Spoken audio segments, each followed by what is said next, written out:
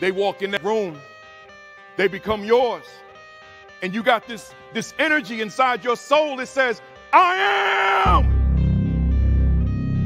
the number one determinant of the success or failure of my students. Hey, y'all, when you get back, kick some butt. I'll see you in the winner's circle, celebrating your victory. Let's go. Let's go.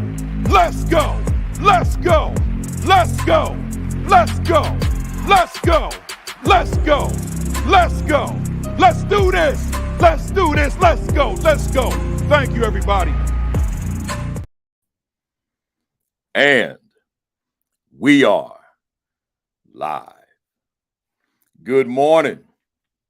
Good morning. Good morning. Good morning.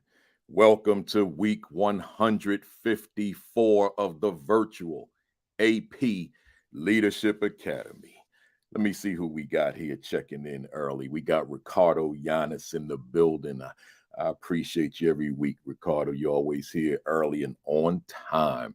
John Few as well. Good to see you. Good to see you. Takesha Hyde. We got a lot of the regulars who check in early, man. I appreciate y'all. Marsha Poe, Rodney Richardson, Grace Castaneda, Arlette Johnson. Oh, man, we got Arlette in the building. That's the Connecticut Assistant Principal of the Year, coming out of Stratford, Connecticut. Good to see you, Arlette. And Arlette's going to be a guest on here later on in the year as well, so stay tuned. We got my man, Principal Otis Kitchen II. He's still recovering from that loss of Florida. What's the name of that school, man? Florida, FAU, Florida Atlantic University. But they went to that Final Four, man. We proud of them young men. Good job. Good job. Demetrius Scott's in the building. Stacey Ann Barrett's in the building. Cammie Berry is in the building. Oh, I appreciate that, Cammie. You know, you say you love that intro. Say it louder for my mother, because my mother, who's on here now, she won't watch that. Right? Yeah, my mom's 88, right? And my mom, she like, as soon as I see that part, I turn the volume off and turn my head. She said she thinks it's just too much energy, man. She thinks it's like not healthy for me, right? So she won't even watch it. One day she's gonna be in one audience of mine, and I'm just gonna go right to it, man. Because that's my closing. I'm gonna do it in the intro and shaka, right? So here we go. We got Stephanie Gooden in the building. Lisa Jordan. I hope I pronounced that right, Ms. Jordan. Principal Michael Benton, John Hurix. The queen is in the building. That's my wife. Kimberly Broughton Kafele, the queen of the castle, is here. We got Darnell McKelveen. He says to me, Hotep, from out there in Minneapolis. Ready for week 154. For those of you that don't know, Hotep, it simply means peace. It's ancient Kemetic, meaning Egyptian, but we say Kemetic, which is the original name of that country. And that's the way I greeted my students each and every day for those 21 years. As a teacher, those 7 years, we do nothing until we say Hotep to each other. As a principal, we do nothing. I say Hotep over the PA, or if I do in face-to-face convocation, everything start with Hotep, right? We bring in a spirit of peace, and then we move on. We got Dr. Alicia Gibson, Lisa DeBose Walker, Rashard Davis, Dr. Tamara Turner. If you didn't miss I messed that up. Tamara Turner, man, I messed that up.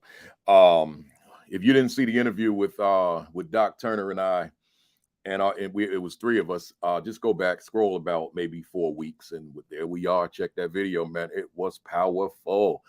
We got James Wilburn in the building, Alexa Irvin, Principal Dot McKeever Jeter, Asia Burnett, Ayana Elise DeMary is in the building. I think I just saw your name on Facebook the other day, too. Good to see you. Good to see you. We got Joshua Emulus Brooks. Good morning to you.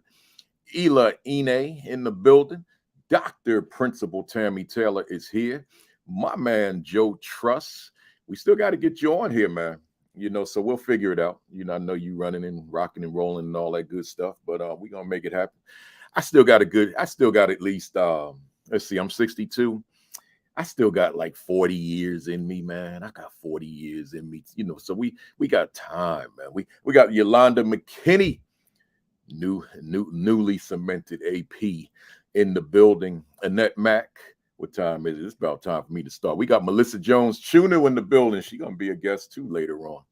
What else we got here? Lisa Kimball, Deborah Brown is in the building. Principal Sherrod Law is in the building. Good morning to you. Jacqueline Williams, where we at? Muriel No Nonsense is in the building. Yolanda Nesbitt, man, principal getting it done big time. That's my buddy out in Dearborn, Michigan. She said good morning from Detroit, but the school's in Dearborn. She doing it, man. Christopher Ortez in the building, and I think I'm gonna shut it down with these last couple of names. My man Sean Hurt, man, he was on fire this morning, man. I wanna build on something you said this morning too, Sean. I'm gonna do it right when I bring my guest up. But Sean Hurt was on fire. Make sure you check him out. Then Dr. Sheikah Houston, along with Dr. Tammy Taylor, who I see Sheikah Houston.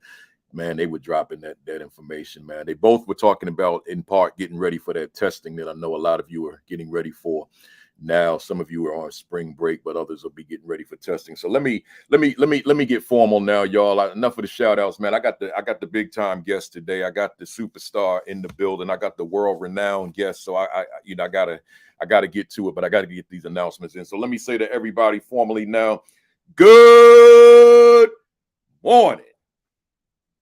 Greetings and welcome to week 154 of the virtual AP Leadership Academy. Got a question for you. Same question. How y'all feel today? Right? How you feel today? My guest, when we were offline, she said to me, she said, she caught me off guard. She said, how's your heart and your spirit? And she made it maybe the other sequence, your spirit and your heart. Man, that thing took me. I said, excuse me? Right? Man, I think that's the ultimate greeting. How's your heart and how's your spirit, man? So I'm asking y'all, how's your heart and how's your spirit? How you feeling? If I could, let me let you just know how I'm feeling real quick, just to set the stage. I'm on fire! Woo! Woo! Let me tell y'all something. I had to release that, man. I probably need to do it again, but I won't. That's like 7 days backed up. I know a lot of y'all saw my Facebook post because I think it was like something like 1,500 likes or something. So I know a lot of you saw it.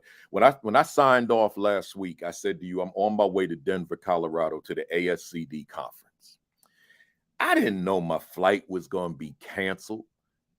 I didn't know I was going to have to find another flight that's going to go out of the way to get there, and then it was delayed. I didn't know I was therefore going to be taking off at 12:30 a.m.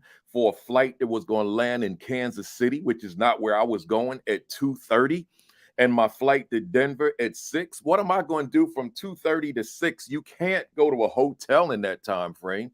Well, I'm going to do something that I've seen a zillion times, but I always said it'll never be me. Put my stuff down, find me a nice spot in between them chairs at a gate, and ball up my coat into a pillow and go to sleep. Lay down and go to sleep on the airport floor. I never thought that would be me, but it was me, baby. And then I get to the convention center. This is the power of social media. I mean, everybody that saw me walk in there converged on me saying, I'm glad you're here. We saw you sleeping, the picture of you sleeping on the floor. I'm like, y'all saw that? Man, the power of social media. So I had to get that yell out of me today, man, because it took me like 3 days to get my strength back, man, my energy back. I was tired. You trying to sleep on the airport floor, but the reality is you ain't really sleep. Ain't no good sleep. So, but I'm here. Let me go through these announcements real quick.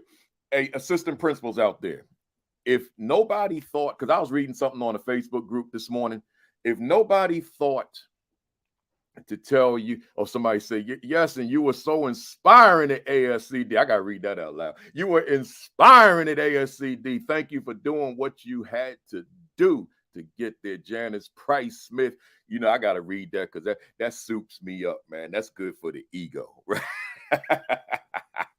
So let me tell y'all something. If nobody said happy assistant principals week in your school all week long, and nobody said anything, your brother, Principal Baruti Kafele, is saying to you this morning, happy assistant principals week. I know it was last Monday to Friday, but hey, we still right there. Happy assistant principals week. And let me go a step further and thank you for the thankless work that you do. You know, I wrote the post on Monday, but we on here now. Thank you for the thankless work that you do. Now, I know some of you're in environments where it's a whole lot of thank yous, and that's a good thing, but others are not. Others are in places where thank you, like that's like, huh, what? What? oh, me?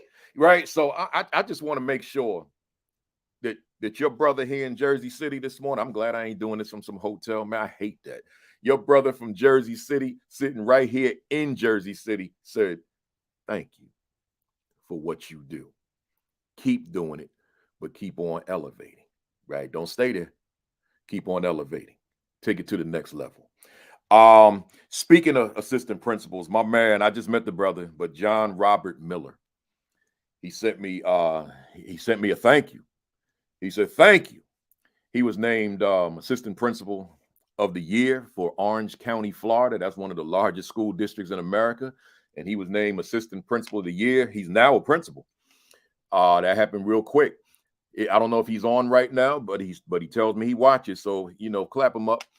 That's again, his name is John Robert Miller, right? Clap him up, give him some kind of emoji, assistant principal of the year. So that's him and Arlette Johnson. And if there's some of you all who have been recognized, you know, you make sure you tell me. You know, I want to big you up, man. I want people to know because this is a thankless role that you're in. Folks out there in Tornado Alley, you know, just being affected by these tornadoes. You know, I don't know if any of our virtual AP Leadership Academy family members are have been impacted by them at all. But if so, then our thoughts. You know, I know that language gets kind of played, but our thoughts and prayers are with you. You know, your friends, your family, anybody. They're devastating. I'm in Jersey, and this was a place that tornadoes were unheard of, and we had like 7 last week.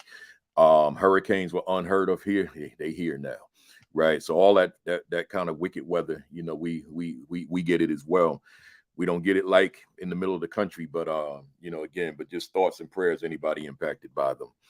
Last week, I forgot to tell you that shirt I was wearing, for those of you who were with me, it had a big giant K and a C, stood for Kansas City. You know, this is Jackie Robinson month. You know, April 15 is Jackie Robinson Day, but you know, since I wear these jerseys, particularly my Negro League jerseys, I big up Jackie Robinson for the entire month. So I was wearing his Negro League jersey last week, but I never said it. I just didn't think about it.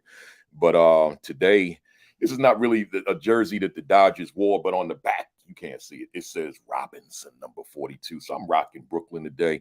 But my guest is from Brooklyn, man, raised in Crown Heights. So, you know, I said it would only be apropos to rock my Brooklyn joint today. So I got that on too for her, right? I'm almost done, y'all. Welcome to the first timers.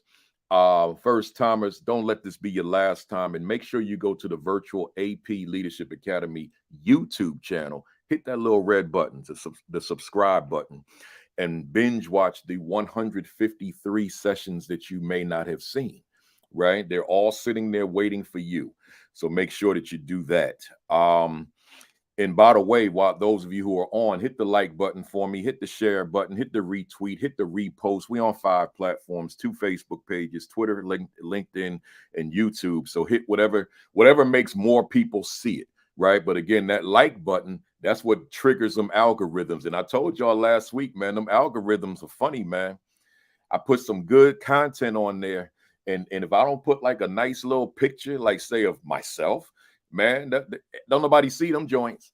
But don't let me sit up on the plane with a mask on and take a picture and say I'm on fire and I'm on my way to certain city, man. That bad boy practically go viral. It's insanity. But then let me put some article about how we get better as leaders in school. Don't nobody know I posted that because them algorithms, man. So hit that like button.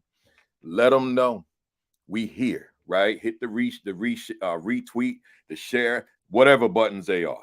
I'm almost done, y'all. I gotta, yeah, look, I'm almost done, but I gotta run through these. The School Leadership Institute with Principal Kafele. Go to principalkafele.com. Scroll down to the announcement, click the register button. I'm gonna be in Charlotte for 2 days, July 11 and 12. This is not me at somebody's conference. This is me. This is my thing. This is my institute. Come join me for 2 days at the School Leadership Institute with Principal Kafele. If you've been there before, we ain't gonna give you the same content again. There'll be some overlap. We're talking about 2 days, but there'll be a lot of content that I haven't shared with anybody at all. So register for that. And thank you. Let me put my hands like this here. Thank you for all of you out there who have already pre-ordered my new book, The Assistant Principal Identity: Protecting Your Leadership Mindset, Fervor, and Authenticity. Man, y'all took that book to #1 a month ago on Amazon. Then I didn't say anything else about it, so obviously it dropped because it's not out yet. But then I said, let me say something about it again 3 days ago. Y'all took it right to #1 on that day. Then the next day it was still at #1. Then yesterday it was still at #1. Man, all I could do was say thank you to all of you who are making those pre-orders on Amazon. Man, I appreciate y'all, man. We're gonna sell this book out on day one. I hope my publisher ASCD printed more than 6,000 copies, because usually we sell out on day one at the 6,000. So hopefully they printed more than that, so I don't have to have a week or two lull where there's no books available. So I'll hit them up next week and ask them what the numbers are looking like. But that'll be out May 5th. So we got about like 27 more days, something like that. So pre-order, because if you don't pre-order and it sells out, you're going to be waiting a month or so, right? The Assistant Principal Identity. And then make sure while you're on the page, get the 2 books that coincide with this academy: the Assistant Principal 50 and the Aspiring Principal 50, right? Yet the other day, a young lady said to me on Facebook, she said, do you have any books for teachers? I said, you're not serious, are you? I mean, I did. I know that sounds arrogant, but I did. I mean, I got a lot of books for teachers. I said, you don't know that? I wrote books for teachers before I started writing for leaders. I said, here's the link, order them all, right? I'm just about done, y'all. Alexa, y'all, I told y'all I'm on Alexa now. ASCD Alexa, go to your Alexa device. I don't even have one. They're supposed to be sending me one. Go to your Alexa device and say ASCD Alexa or Principal Kafele. I don't even know how it works, man. I don't know about no Alexa. I don't know Alexa. I don't know Siri. I don't know none of that stuff. I'm old school, right? But y'all know it.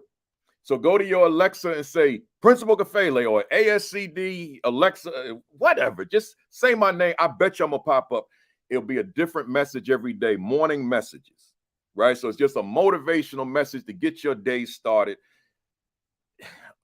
Alexa ASC, check it out.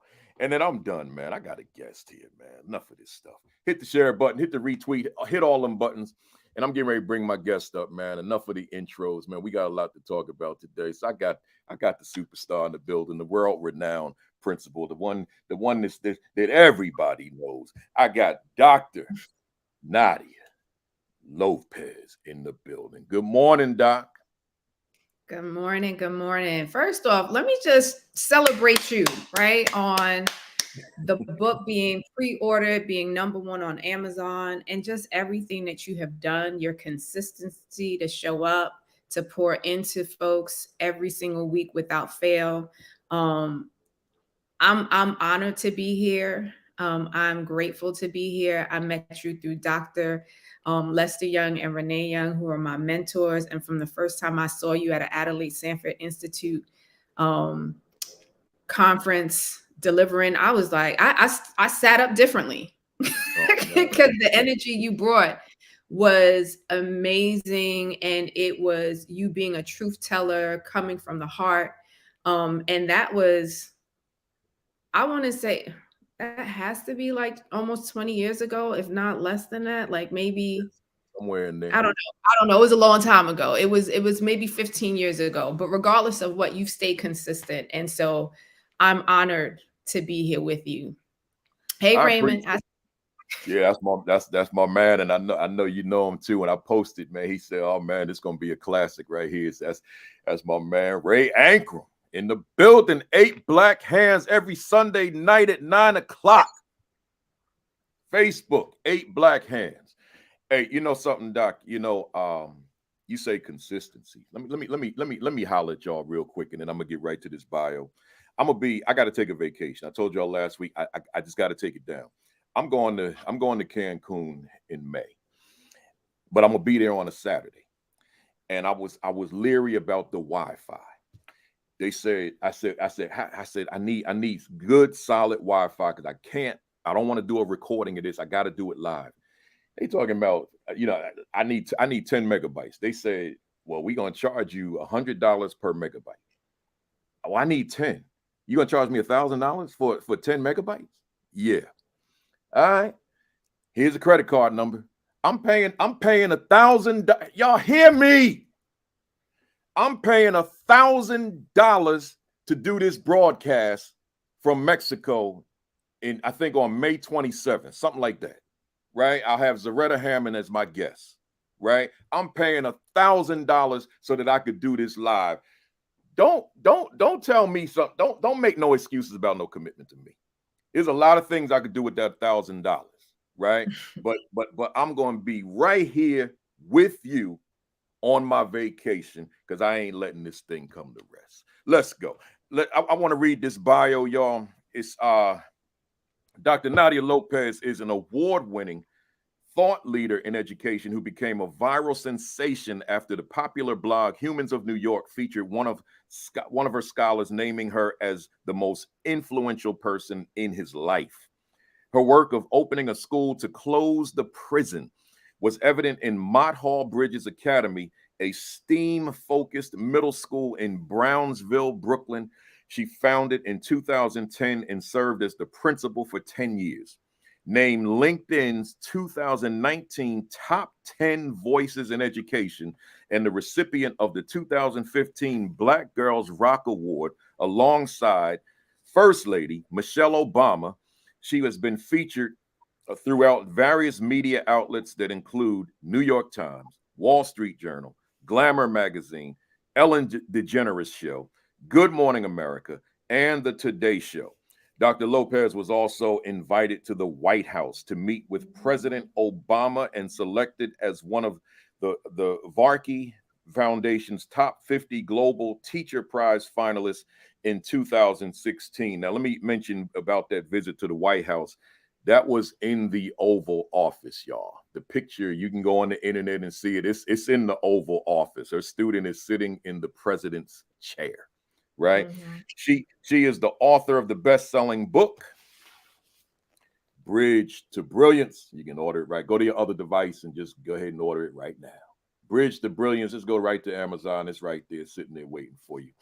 An inspiring story of how she opened a school and a co-author of Teaching in the Fourth Industrial Revolution. Her TED Talk, not TEDx, y'all. This was the real deal TED. They're a little different. Her TED Talk on the education revolution has garnered more than 1 million views and has been a guest lecturer at the Harvard University's Graduate School for Education, teaching students on the subject matter of transformative justice, education, and the school-to-prison pipeline. In 2020, Dr. Lopez ended her tenure as principal to focus on her work as a wellness advocate and to support leadership sustainability after developing work stress-related illnesses that threatened her life. We're going to talk a little bit about that too.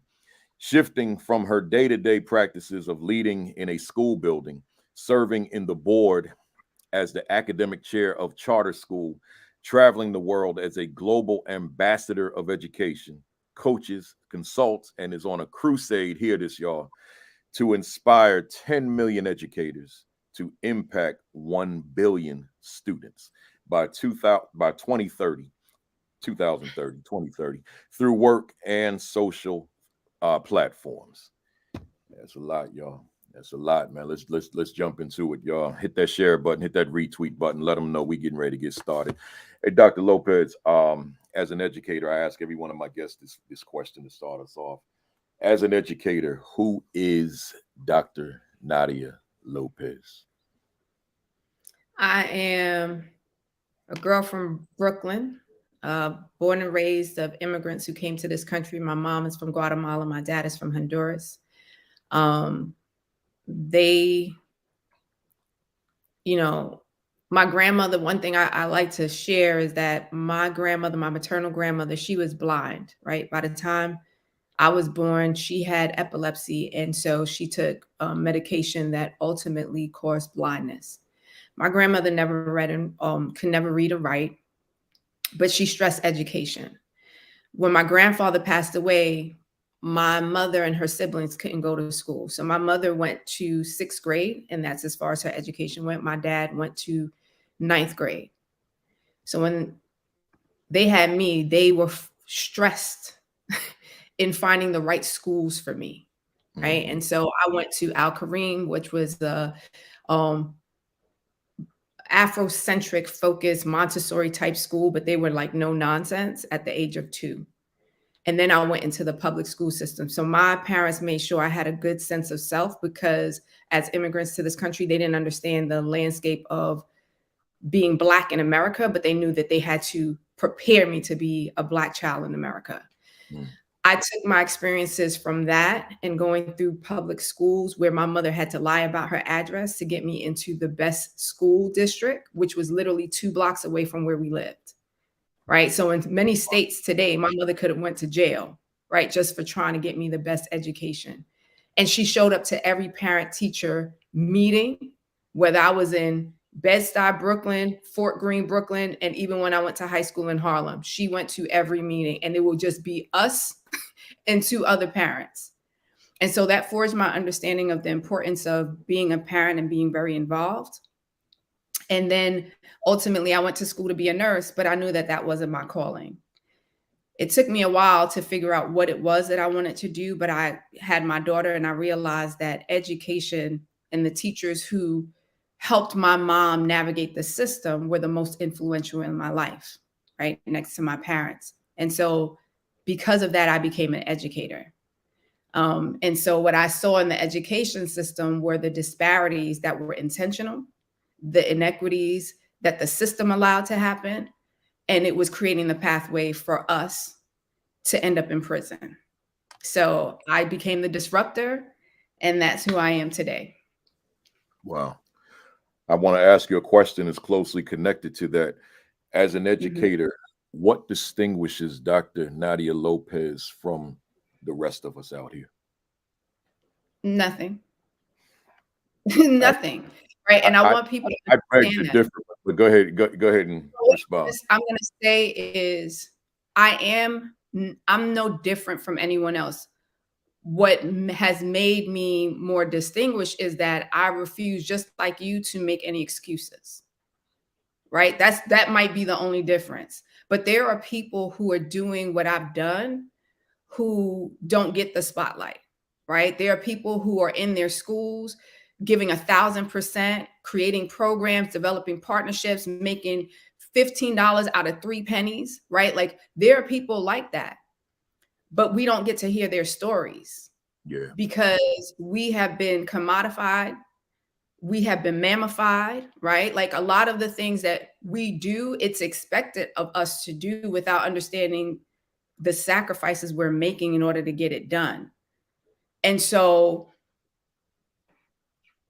I have just had really, really strong examples of what is possible. I can't take all the credit, right? I stand on the shoulders of an Adelaide Sanford. I stand on the shoulders of a Dr. Young. I stand on the shoulders of a Jerome Harris, of a Renee Young, Dr. Renee Young. I stand on their shoulders. They gave me the example of, baby, when you in front of our children, you don't have time to sit here and try to figure things out and dilly-dally. You better get to work. Right. And so that's what I did. Like I became a career changer. And so to take a pay cut from corporate to go into education where you're not making the same money, right? Like corporate, 5 o'clock, my day is over. I don't have to worry about the stress of parents, children. I'm not on 24 hours. Insomnia is not an issue. Depression is not an issue. Like I didn't have to deal with that, right? I get into education and it's like, you never stop. You never have a break. The data is always used against you. You never feel like you're accomplished, right? It's ongoing. It's ongoing. So I say we all have the same potential. It's just a matter of how far are you willing to go to actually do the things that need to get done.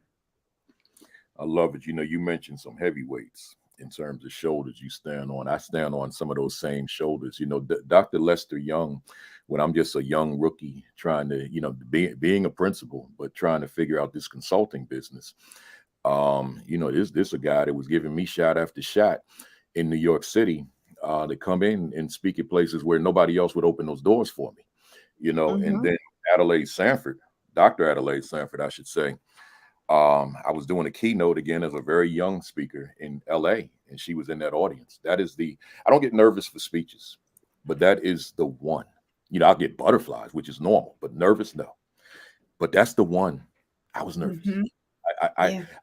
It was so nervous. It was almost like you kind of wish he wasn't sitting there, right? Because she was in the front row, right? Because like, man, what am I gonna say? But she spoke highly of me when I finished, and that was that mattered, you know, and I know that elevated me, because when it's certain people like that who affirm you, you know, now it's going to develop your confidence to go further.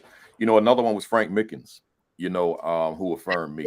You know, that's you know, I dedicated the Principal 50 to him.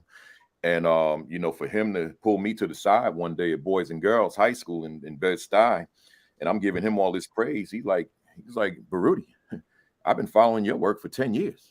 I'm like, what? I mean, I modeled myself after you. I didn't know you were following me. Right. So yeah, so a lot of them New Yorkers, man. Let's keep going. You know, Dr. Lopez, Nadia, you started as a teacher. I did. You went on and became an assistant principal. And you decided that you wanted to be a principal, but simultaneously you had an opportunity to open up a school. Before we get into the school itself, I want to ask you this in terms of just principal leadership. What was it about the aspiration of becoming a principal that you felt that there was XYZ I could do that I cannot do as a classroom teacher? What might that XYZ be? Oh man, it's too much. So, you know, part of it was I recognize that leadership sets the tone and creates the culture. And I was in the first school that I was in, there was a lot of low morale.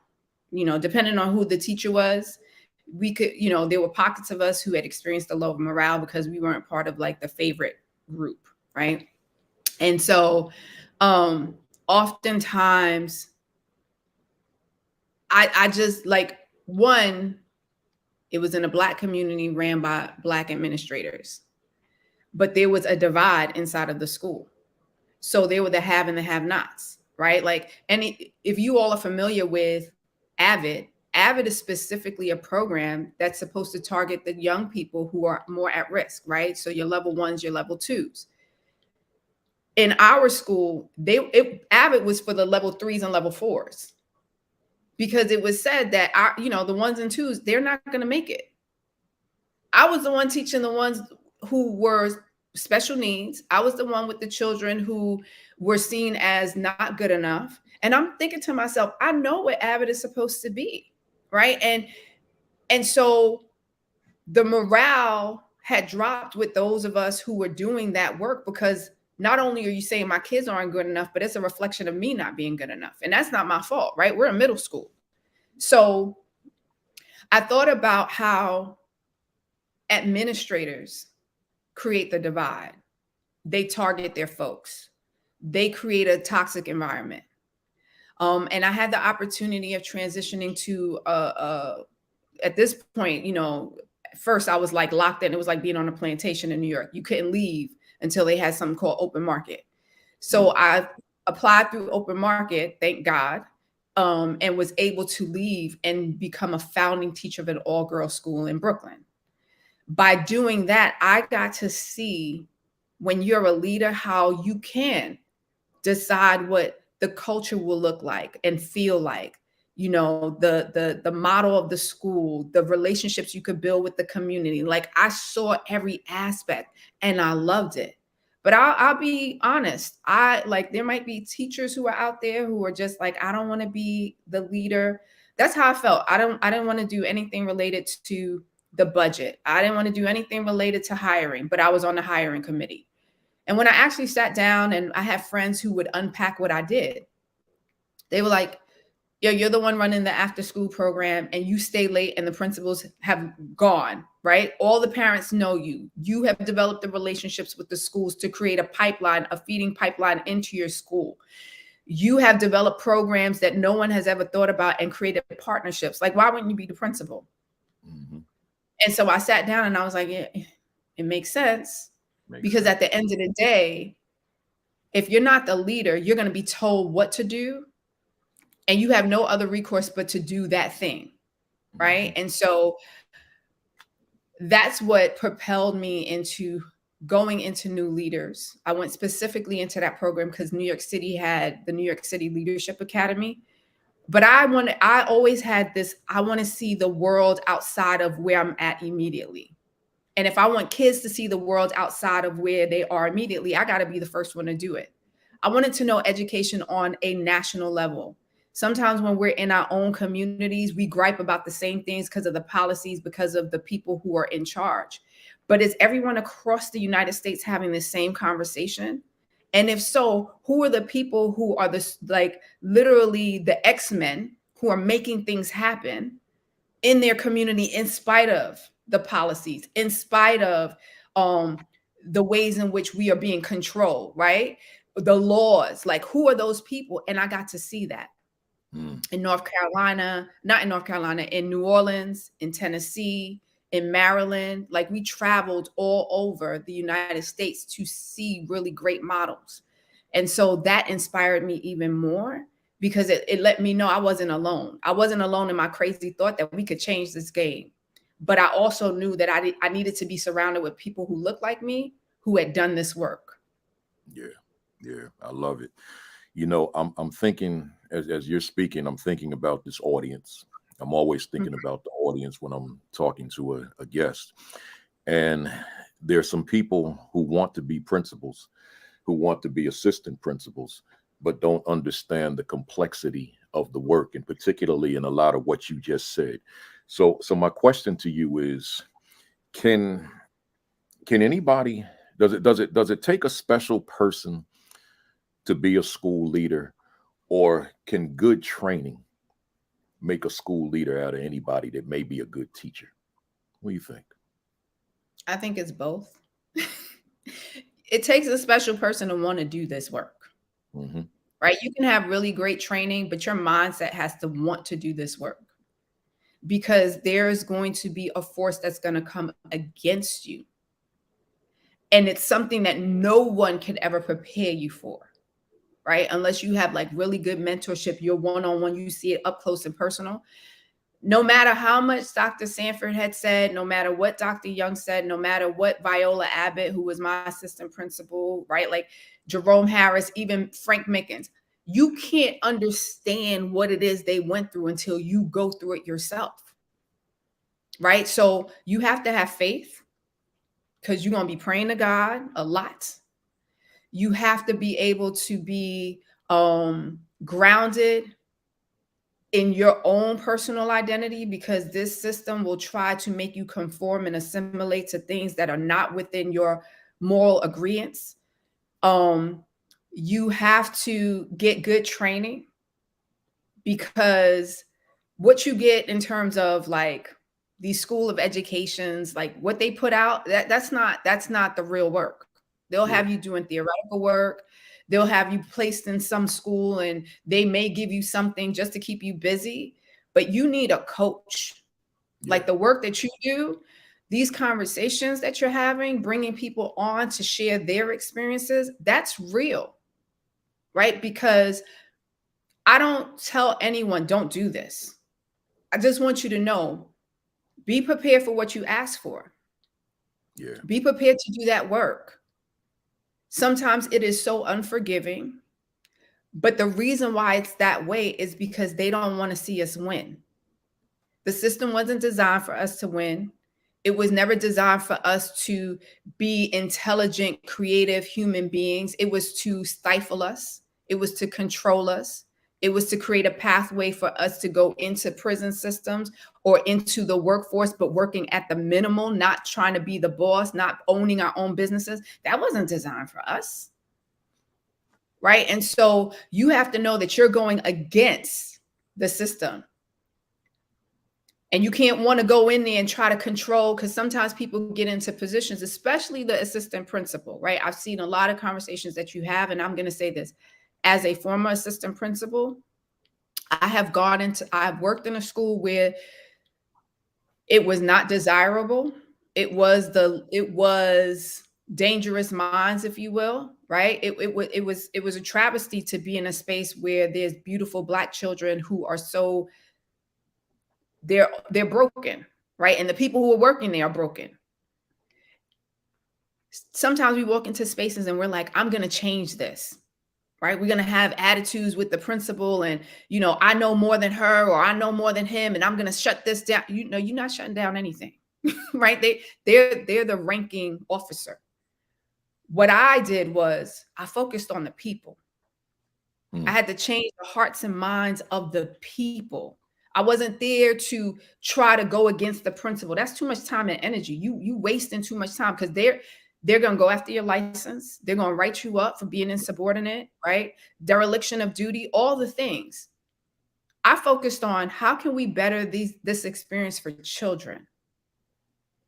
I focused on how can I actually create a team of collaboration, because it was so toxic that people were like against each other, talking about each other, spending all this time. I was just like, whoa.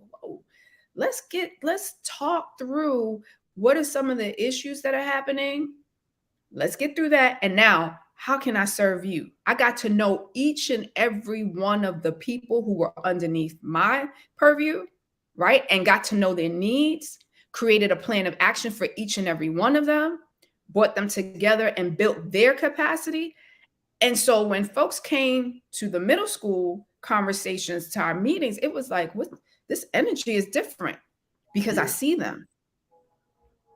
So, it's important to know your role. It's important to learn and observe, and to recognize that you're there to be a catalyst of change. But don't go in there guns a-blazing, because you'll get shot down. You said some stuff, and again, thinking about the audience, you said they'll come after your license.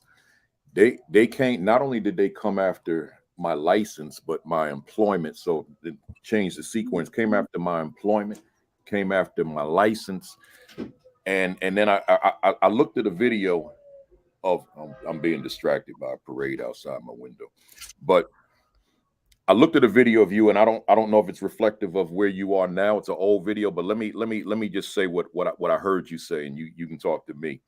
You said back in terms of Brownsville, where you became principal of your own school, you would come to a conclusion that was a community that was intentionally disenfranchised, and that children were taught that they were nothing, and parents were made to believe the same thing, right? So given that, and just given the pressures of working within a system of all those different moving parts that you just talked about, did you ever feel that you were fighting a losing battle?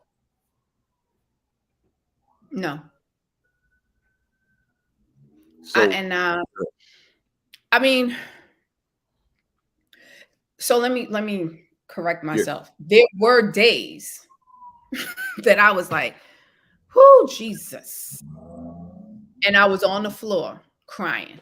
Let me not hold y'all and think, oh yeah, I was, seeing daisies and rose-colored glasses. No, that wasn't. There were days I was on the floor, ugly girl cry, because my question was like, why I gotta be so hard? But in my office, I intentionally had a replication of the photo of Ruby Bridges, the painting, right? In my office, there was a photo of my grandmother. So it was a reminder of how much she didn't have in terms of education, how she came from a poor background, yet I was here to be a witness and a legacy to what is possible when there is education, right? And what I had was the words of those elders who constantly reminded me of, we come from a legacy of people who were stolen from a land and forced to think that we were nothing, but we built this country, right? We built this country. We built several countries throughout the diaspora. Built them. Built, right? We come from people who were intentionally made to believe that they should not read, and right? Because by reading, well, let's throw that in there, and spread civilization. And we spread civilization, but we had to hide to read. Yeah.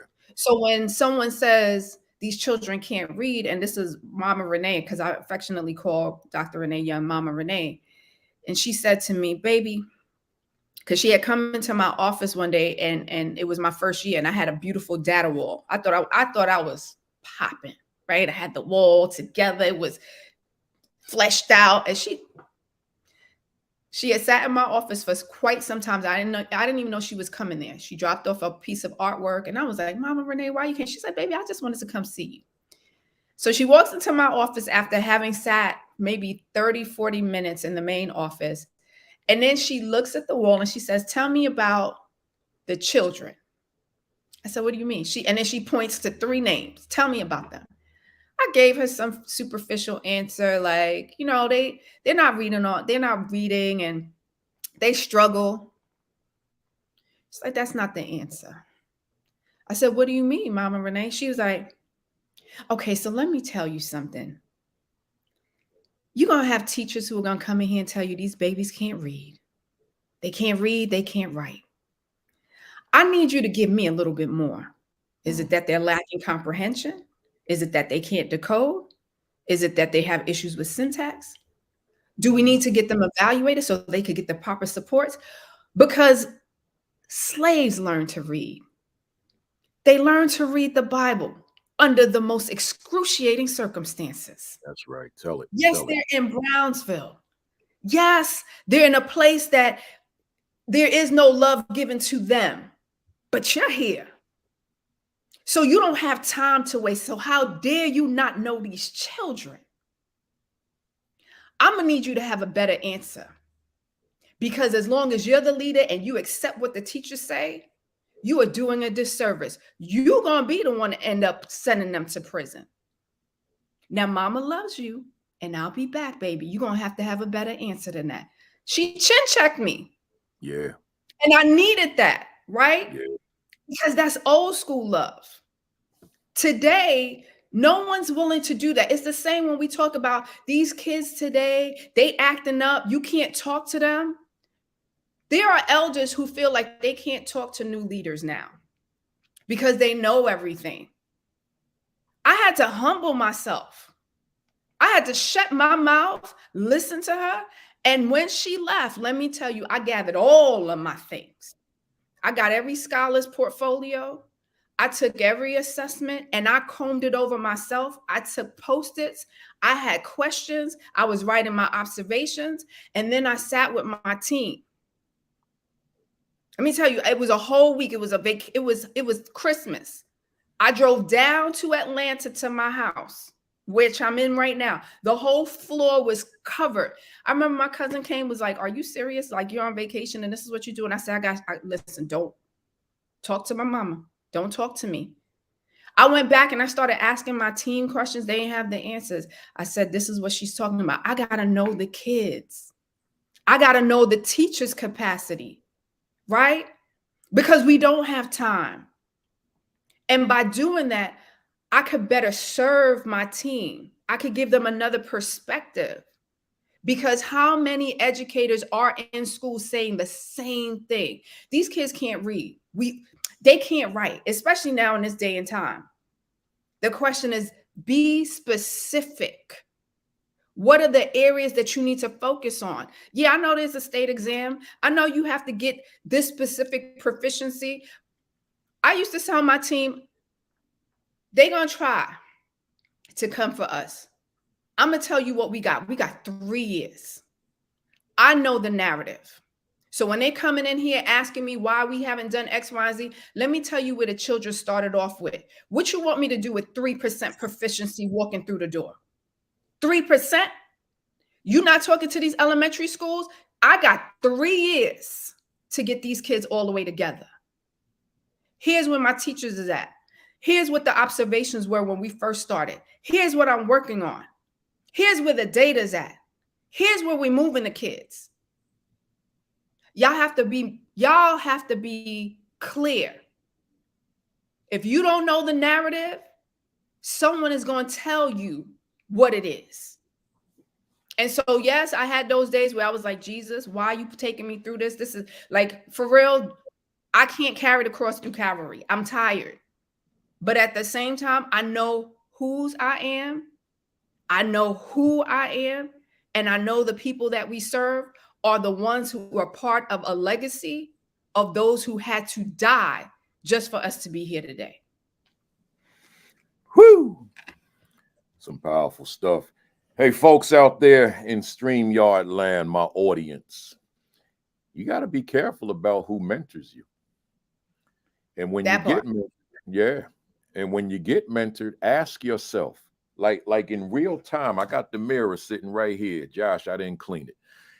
Ask yourself, what was it about this conversation, just this conversation that you having with your mentor that you grew in that moment? Because if you're sitting with somebody, because, time is valuable. And if you're sitting with somebody and you're not growing, you haven't been challenged, you haven't been checked, then how you spending your time? I'm looking right in this camera. So you got to ask yourself, man, that experience, Nadia, sounds to me was life-changing, in terms of that dialogue. Let's jump into this word audacity that I used as our topic, right? The audacity to pursue the quote unquote the impossible, right? Because there ain't nothing impossible to me, and I don't think it is to you, right? So here you are, 2010, you're an assistant principal, but you're applying to become the founder of a New York City public school. A lot of people out here thought you were a charter school, but you were public school, New York City. So in 2010, you blessed with this opportunity. You had the audacity to pursue something that someone else would say, particularly where you were, it's impossible. Not so much the opening of the school, the founding of the school, but to lead the school at a high level in that particular environment. To somebody out there, oh, she crazy. That's impossible, right? I got a 3-parter for you, maybe a 4-parter. You said the goal was to open a school and close a prison. Talk to us about what that means. So I was able to serve as an assistant principal in Brownsville. And for those who are not from Brownsville, I want to be very clear. Brownsville is never a place you want to go into, right? It's unfortunate. If you're from Jersey, it's like the equivalent of Newark, right? People hear of it, but it's like, why would you go there? But people from Newark are like, you have to be thorough to go into those communities. Even Jersey City at a time before it got gentrified, right? But Brownsville has always been that place. Their motto is never ran, never will. And they're very clear on that.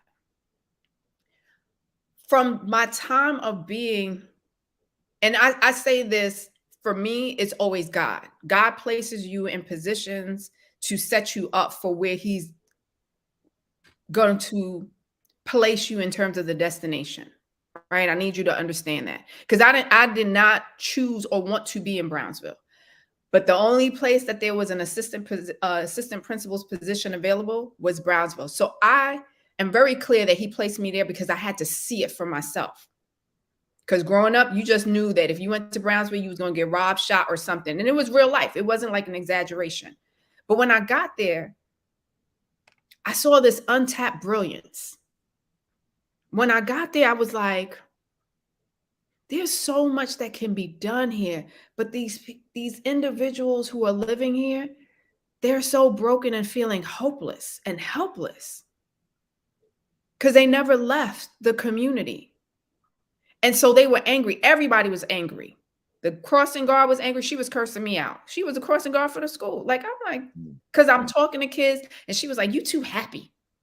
Why are you out here with these kids? I was like, Jesus. The cooking staff, they was angry, right? Like everybody had a chip on their shoulder.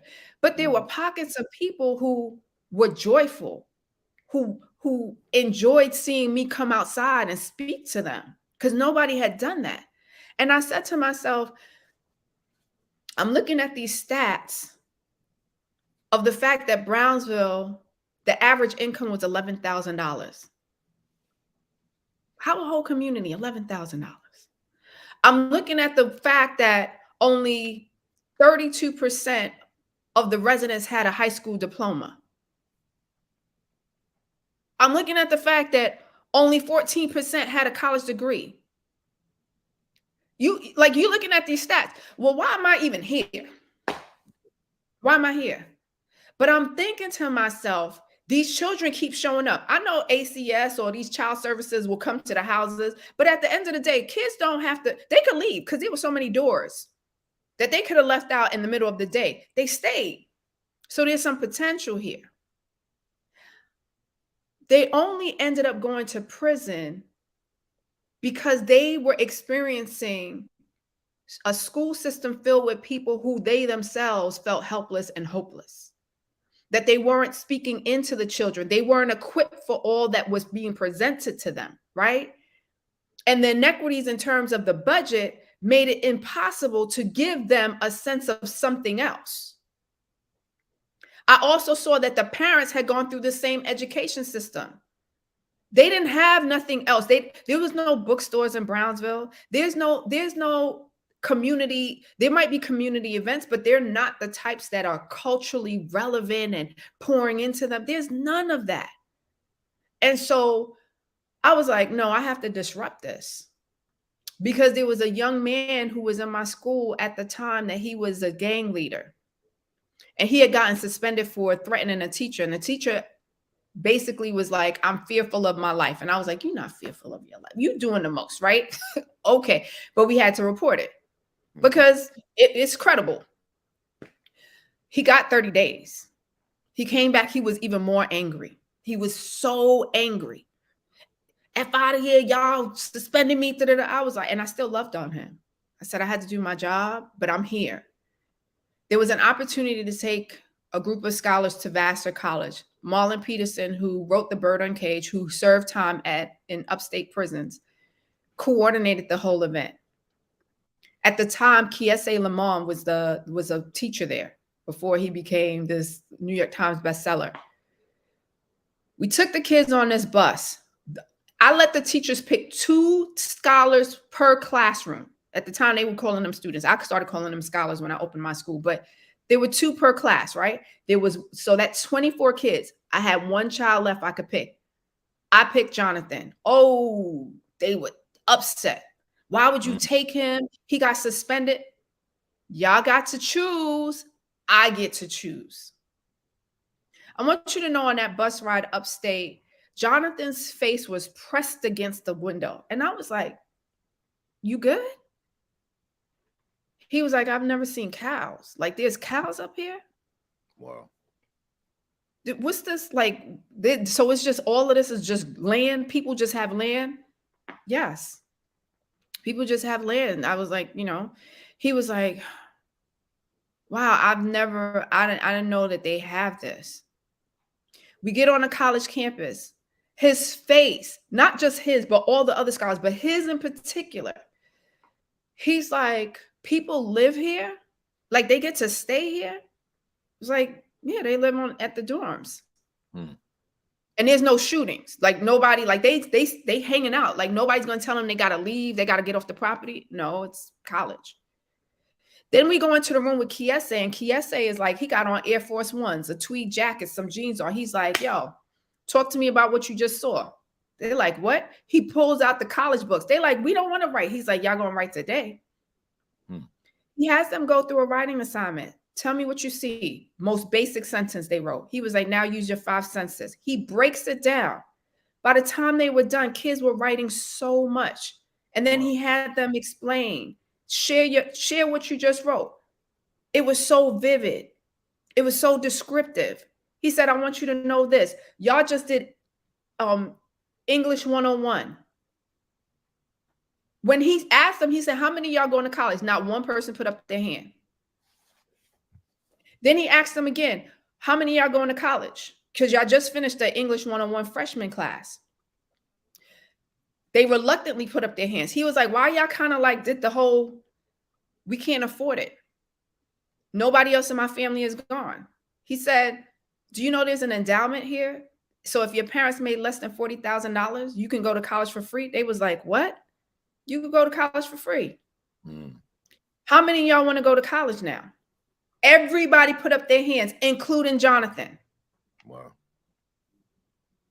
That's why I open a school to close a prison, because when we take our kids to the places that they belong, they deserve to see. We give them opportunity and options. We stand them or place them in front of people who look just like them, who can tell their stories, who can take them on a journey, who can provide them with opportunity of access. You disrupt that pipeline to prison because they see something more that's bigger, that's beyond what they've been told and been convinced of in the media, in their own communities. Out of the 25 young people that I took on the trip, 24 went to college. Wow. The one who did not, he became a professional soccer player. Oh. So I opened a school to close a prison. Open the school to close a prison. That's a strong motto. I want to stay with this word, audacity, audacious. As you know, Nadia, there are people in the world who are audacious, they're bold, they're optimistic, they're visionary, they're purpose driven, or they're driven, and just nothing stops them. Nothing gets in their way. I like to think I'm one of them people, and I like to think you're one of those people. But everybody's not that way. And sometimes we look at folks and wonder, like, why don't you have that fire? Like, why don't you have that enthusiasm? Why don't you have that energy? Why are you such a disbeliever? So with you just having followed your career, spent a lot of time looking at your career this week, as I said off mic, my question is, where, and this is for the audience, where's that bold, audacious spirit that you have? Like, where is it coming from? How are you able to reach it? How are you able to grab it and bring it out and continue to fight? Like, where is that coming from that person who's in a situation where I can't do this? Talk to us. I'm from Brooklyn.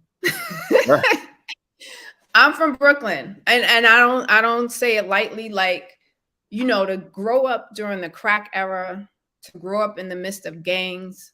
My mother sent me I physically lived in Crown Heights. The school I went to was in Bed-Stuy. My junior high school was then in Fort Greene. It was blocks away from where the Decepticons, which was a notorious gang in New York City, had been founded at Brooklyn Tech, one of the specialized high schools, right? But it was real. My mother did not care that it was a danger for me to go from where we live over there. She was like, get on the train, right? Like, the work ethic and the no nonsense in terms of no excuses came from my parents. You sick? No, you good. Just go to school. There was no excuse, right? They showed me that they went to work every day. They showed me what they had to overcome. They were not educated. They worked hard jobs. My mother was a nurse's assistant. My dad was into photography. He was a photographer, like he would do freelance, but he had a job. The job that he had didn't it was like a lower level position. It was very technical, but he wasn't making the big bucks, right? Because he didn't have the education per se. But he was a specialist in black and white film. So I learned it first from my parents. I also learned it from my surroundings. And that's what I took with me when I went into Brownsville. I'm like, yo, it gives you the audacity. Like if it didn't break you, nothing in this world could break you. So that's what I took, and I continued. And I want to say this: I've always been the underdog. Don't get it confused. Nothing was given to me. I wasn't part of the favored group, right? I wasn't part of organizations. Shout out to all the sororities. Shout out to the different Jack and Jill, all these different groups. I didn't have that growing up. I wasn't part of that. I had to figure it out, right? I had to learn like networking is key. I had to try to, like, I would go into rooms, I was very observant. And then once I got comfortable, I would make my way through. But there was a lot that I just was absorbing. I was a sponge. Even to this day, you see me here, I feel like I get excited. I get put like I'm on, right? But I'm Yeah. very much an introvert. Like I'll sit in a So am room, I. people come up to me all the time, right? And they'll say, "Hi, how are?" And I'm like, "Hi." And they're like, "You're so different." Like, yeah, because when we have to be, there's something that comes over you. I don't know. I just think that God chooses and places his hands on you to say what you need to say, right? You are a vessel for his work. And then when I'm not in that work, I'm just like chill. Like right now, I got on, my hoodie, and I'm in chill mode because I like that. I like being by myself. I'm an only child on top of that. So there's a lot about me that is very introverted, but that fire comes from, I came from a place that people didn't believe in. Brooklyn was not, everybody comes to Brooklyn now, but back in the day, nobody wanted to come to Brooklyn. Right. Right. But we survived. And when you have survived anything, you learn like, yo, I made it. So I'm going to take hold of every opportunity, or I'm going to make it. I'm going to make my own if they didn't give me one. As a presenter, and you and I, we do that work too. And I'm in a room and I'm training on whatever leadership, whatever it is. But somewhere in the back of my mind, and I don't mind saying this publicly because I say this publicly, I know that some of what I did is uniquely mine. Mm-hmm. I know that there are certain aspects of what I did, the way I did it, they were consistent with my personality, my mission, my purpose, my foundation. A lot of it rooted in these books that are very African centered. So it drove who I was.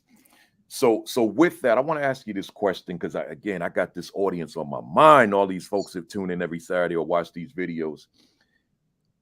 To be a Dr. Nadia Lopez, to be a Principal Kafele who stays on fire,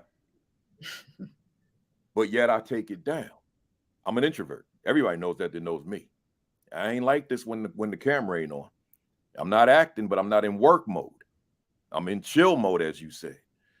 Mm-hmm. I'm asking you, therefore, Doc, that person on staff, those folks on staff that don't have that fire, that don't have that. Sorry. Sorry. Go ahead. No, that's not probably somebody calling you saying, I'm loving it, right? Because people do that to me. I'm loving it, but I'm on right now, right? So can or how do we take our energy and transfer it to staff? Is that doable? So you have to be patient and create a culture to shift the mindset. And it's not going to happen overnight. I need people to know that this is for the long haul. You have to be willing to do the marathon, right? And it's layers. Part of it starts with how you show up, the language that you use, the consistency that you bring, not targeting people. Because I've had staff members, hardcore. They're excellent at what they do, but their belief system in the kids, like you thinking to yourself, like, I'm gonna have to let you go, but dang, you're so good. Right? I had a teacher who the focus was only on level 3s and 4s kids. I'm only here for 3s and 4s. I'm gonna push 3s and 4s. I'm gonna but not realizing the most dramatic gains was with the 1s and 2s. The most dramatic gains. We were top in our district because his work was so incredible. And I was like, do you understand that because you're so focused on the 3s and 4s, these 1s and 2s are like, we want to show you. We want to show you. And they show up and show out. And he couldn't see it. Right? It took him a while. But I was relentless, and I know there's potential in you. There's something about how you were brought up as a Black man who's acting this way towards Black children. Right? And so some of it was cultural. Understanding that he came from a place where having anything less than an A, having anything less than an 85 or a 90 is considered lazy. That's culturally built in. Yeah. And I had to say, you have to understand, this community has been intentionally disenfranchised. We can compare where you're from based off of where the children are from. Right? There is a cultural, there's a cultural connection to education where you're from. The children can be poor. They can have one pair of shoes that they have to wear only to school, but when they come home, they're barefoot. They have one uniform that when they wear it, they have to wash it at night and hang it. Their parent makes education a non-negotiable because they know that this is a saving grace for them. There is no public assistance. There is no Medicaid. There's nothing. This is the only thing they have. Unfortunately, the community we serve, kids out here wearing Jordans. They don't go barefoot. Kids out here can go to the corner and get a bacon, egg, and cheese sandwich using that EBT card. If I don't have no money in the bank, as a working person, I can't even get the sandwich that I want. They don't understand. They know that where they live is poverty, but they don't know po. They don't know it. Yeah. So where you come from is looking at them like you don't care and you're lazy. I want you to understand the mindset that has been trained. It is institutionalized so that we live this life and not want more because their mothers have been through it. Their grandmothers have been there, their great grandmothers, because some of them parents had the kids at 12, 13 years old. It is what it is. So I had to make him go through it. And I took my whole team around the community. I had them walk through the projects because some of them just drive to work, park their car, come in, go back. They don't even pay attention to the community. Yeah. Oh, y'all happy? It's about to be summertime. Y'all excited? Let me tell you what the kids are going to be experiencing during the summertime. How about that? Oh, there's no Starbucks. Oh, there's no wine bars. There's no happy hour. Yeah.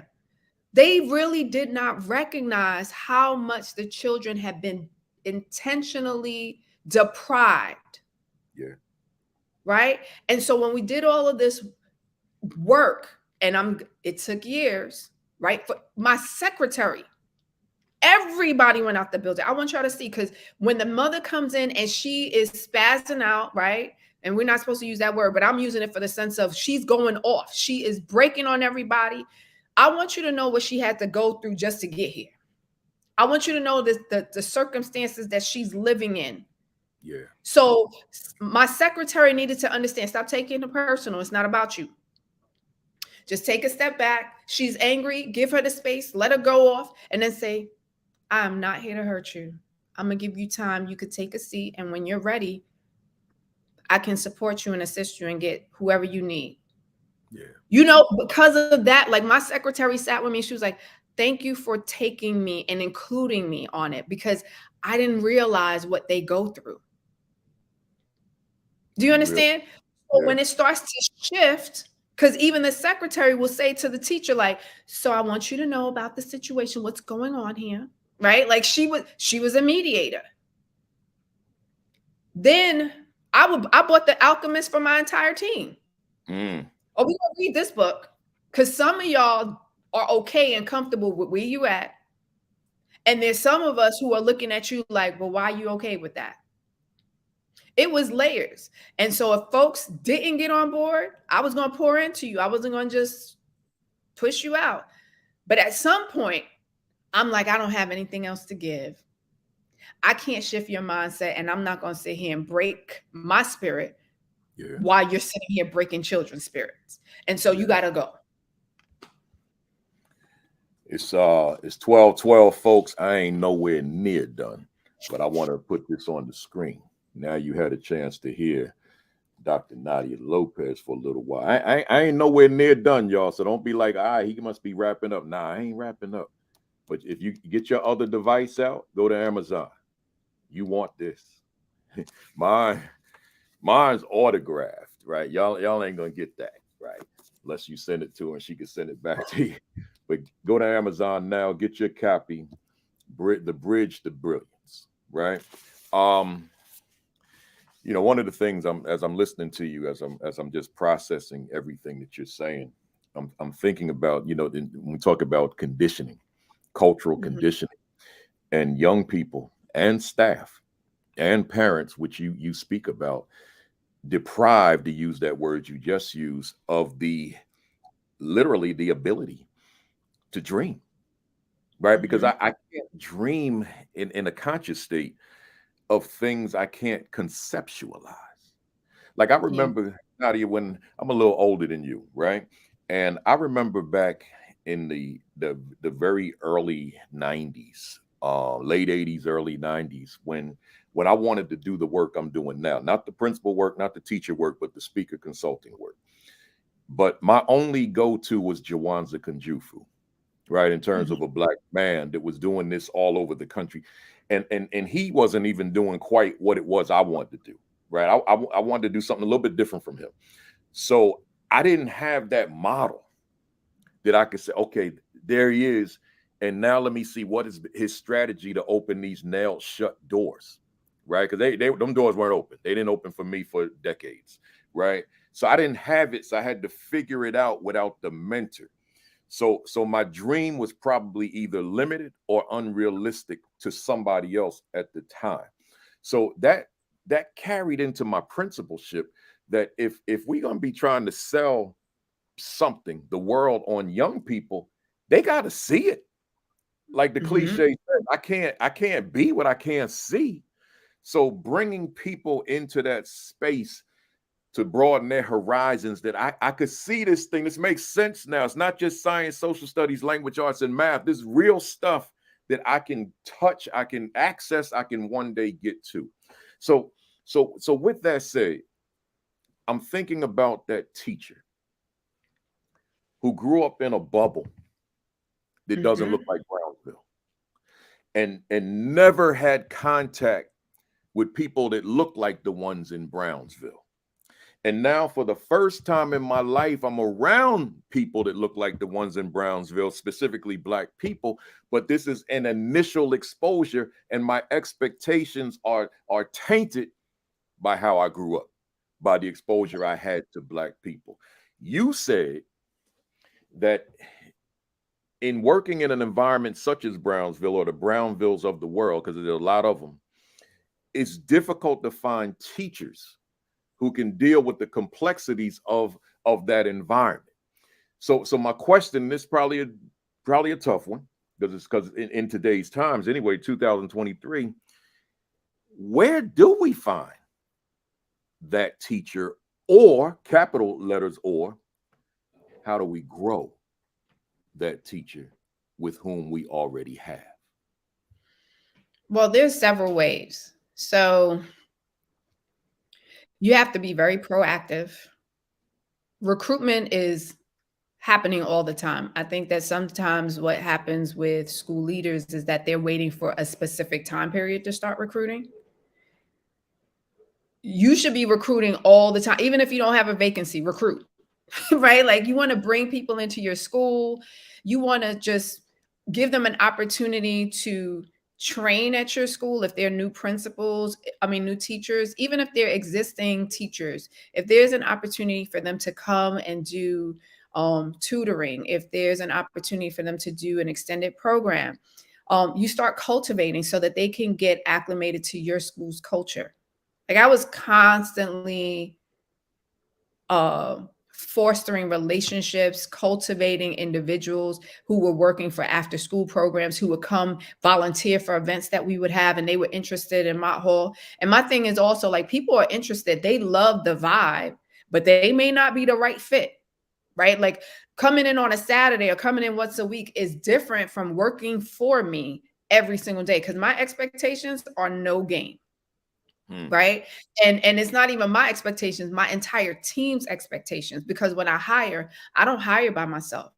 I hire with a team, because they're going to be working together. So if you fail to do your work, you're not just failing me, you're failing the team and you're failing the children. So everyone, there is an entire committee comprised of children and adults who would be part of the hiring process. I think it's also important to connect with some of these organizations, right? Like, there's not enough Black and brown people we know serving in these serving in our school systems. One in particular for New York is the New York City Teaching Fellows, and then there was also the Teacher Collaborative Program. Well, I was a New York City Teaching Fellow. They didn't hire me off the first initial interview. In fact, they didn't think I was qualified. But it was Mrs. Abbott, who was at the time the deputy superintendent, who questioned them and was like, I'm sorry, why wouldn't she be qualified? Especially when I was her educator. Tell me where I failed. Put it in writing. They couldn't. So they put me in the program, right?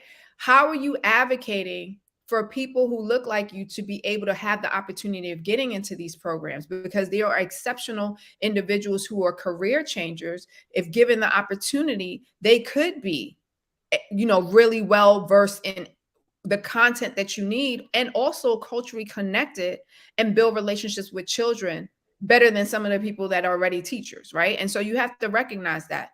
So I built relationships with the New York City Teaching Fellows as a result.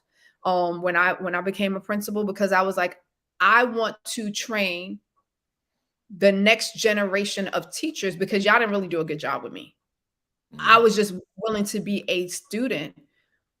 But everything that I encountered, the stress of the work, the preparation of a lesson plan, the building a curriculum, y'all didn't teach me any of that stuff. Dealing with parents, dealing with the apathetic child, that's not part of it. Y'all taught me theory, and theory goes out the door. It's not practical when I'm in a classroom.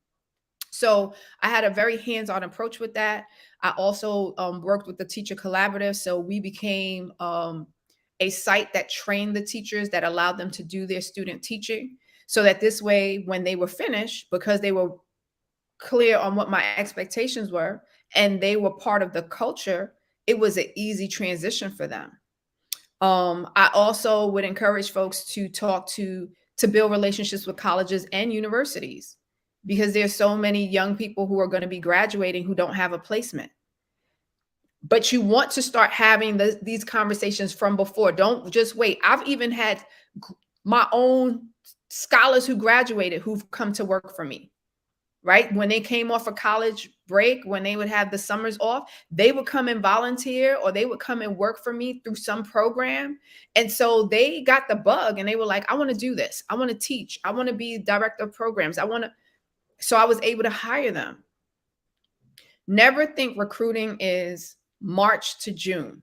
You do yourself a disservice, because the talented folks The ones who are in schools who are looking for a change since September, right? They start looking for positions October, November. Yeah. And the minute an opportunity comes up, they're going to go to the first person who seems interested. And then here you come along and be like, oh my God, I had a position, but you never said anything to them. Yeah. So build those relationships, create the opportunities to, put it out there, and then, connect with organizations, and then be part of organizations and meetups like this. Yeah, that's right. You know something, before I proceed, because I want to extend that question, I want to respond to this, what I just put on the screen. She said, where do you find Patricia Aldridge, where do you find your guest speakers? And I want to respond to this publicly because I want to be instructive. Patricia, I want you to hear me well. If someone is a sports fan, let's say, like, I'm in the New York area, so if someone likes the Yankees, the Mets, the Knicks, the Rangers, the Nets, whomever, Jets and the Giants, they know their team. They're students of the game. They love sports. They love the home team. They probably keep up with players from the other teams. They know their stuff. A coach knows everything that's going on throughout not just their team, but the league. Let me tell you something. I'm an educator. I know who's out there. I know who's out there, right? So the folks who are doing solid work, oh, I know who they are. I don't know them all personally, but I know who they are, right? And a lot of them, they come on here and they're on this thread. They just on just watching like anybody else, right? And I know who they are when they show up on the thread. So I'm saying to you, I'm a student of education, but I'm also a student of educators, right? So that's why I'm able to get these high quality people like Dr. Nadia Lopez, because I'm a student of this industry that I'm in. So Patricia, this is not to you personally. This is just us. I'm just using what you asked to be instructive. We have to be a student of our industry. You got to know everything you can know that's relevant within this business called education if you're going to be great at it. I'm a speaker. I got to know the speaking business. I got to know it inside and out, right? If I don't want to use the word great for myself, but if I'm going to be good at what I do, I got to know this business inside and out. So be a student. So be a student of what you do, not just a leader of what you do, right? Always learning, knowing what's out there and being able to tap into those resources. So I'm never going to be at a point where I don't have great guests to come on because it's too many of them out there and I know who they are and I know how to access them. Right. So I wanted to give that. Let's get back to this, Nadia. You said something, and before I tell you what you said, I want to give you this as a backdrop. A superintendent reached out to me recently and said, Kafele, I need you to spend a week in my district, right? Not as a speaker, but as a consultant. But he said these 3 schools in particular, they're in communities where there's Section 8 housing. It's African American. There's an infestation of drugs and gangs. He said one of our schools has a full-time drug sniffing dog. Now, I have never heard that in my entire life. That there's a full-time. I've heard of a full-time cop, SRO, but I ain't never heard of a full-time dog, right? So a full-time drug sniffing dog in a middle school. And I wouldn't dare tell y'all where this is in the country, so I'm not going to even give you an inkling. But I will say this: it's not an inner city school. I'll give you that much, right? So the gang, the lore of gangs is real there. The drugs are real there. The drug dealing in the school is real there. The drug using in the school is probably real there. I think if I was the principal there, I'd probably be able to bring about change by lunchtime. But that's just me. My question to you, you said it yourself, the lore of gangs is real. What are your thoughts? I'm not asking you for a solution because I wouldn't want to put that kind of weight on you on a live broadcast. But what are your thoughts about either the reduction or the eradication, the eradicating of the lore of drugs for our scholars in our schools? I mean, not the lore of drugs, the lore of gangs for our scholars in our schools. Oh, you ain't put me on the spot. Let me go ahead and answer that for you. Thank you. I made the school so alluring. The school was so dope. And I'm going to toot my own horn with that. I literally created a setting where I had kids who were in gangs. They because a lot of them. So one, we need to just recognize that sometimes the children have no choice. They can come from a household where their parents are gang members. So they automatically become part of the gang culture, right? And there are some kids who were recruited by the time they were in 4th or 5th grade. I made it so clear. I happened to put on this purple sweatshirt, right? But our school colors were purple and black. Mm-hmm. This is your uniform. When you in this building, this is the gang you part of. You part of Brownsville Brilliance. You bleed purple. I care about whatever gang is out there, the woos, the who, the whatever. That's not who we are. Understand, in this school, all of that is over and done with. We also created programming that invited those young people who may have been connected to gangs to be part of our school activities. So we were constantly doing things like I did the only middle school basketball tournament for boys and girls in our community. We hosted our own step show, right? Like, because there was no step show in Brownsville. There were just a few in Brooklyn. And my director of programs was like, I gotta like pay to go for us. We gotta go to Jersey and X, Y, and Z. She was like, there's no step shows really in Brooklyn. I was like, so why can't we create our own? It made stepping an opportunity that other schools wanted to do it. Those same gang members who were leaving to get involved in whatever activities were staying in school. They wanted to be part of that competition because we got schools from all over and we gave out trophies that were about this high, right? It was great to be at these events. The basketball tournaments, kids who could not be friends outside of the school building came in giving each other daps, hugs, and all of these things because it was like, yo, you come in here, it's a celebration for all of you to be seen and to be heard. It became so much that the gangs themselves would be like, nothing is to happen to any of the Mott Hall scholars. Mm.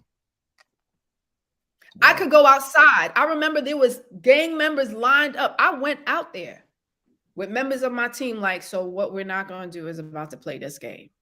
Yeah. I need y'all to make sure not one thing should happen to one of my kids because I don't play that.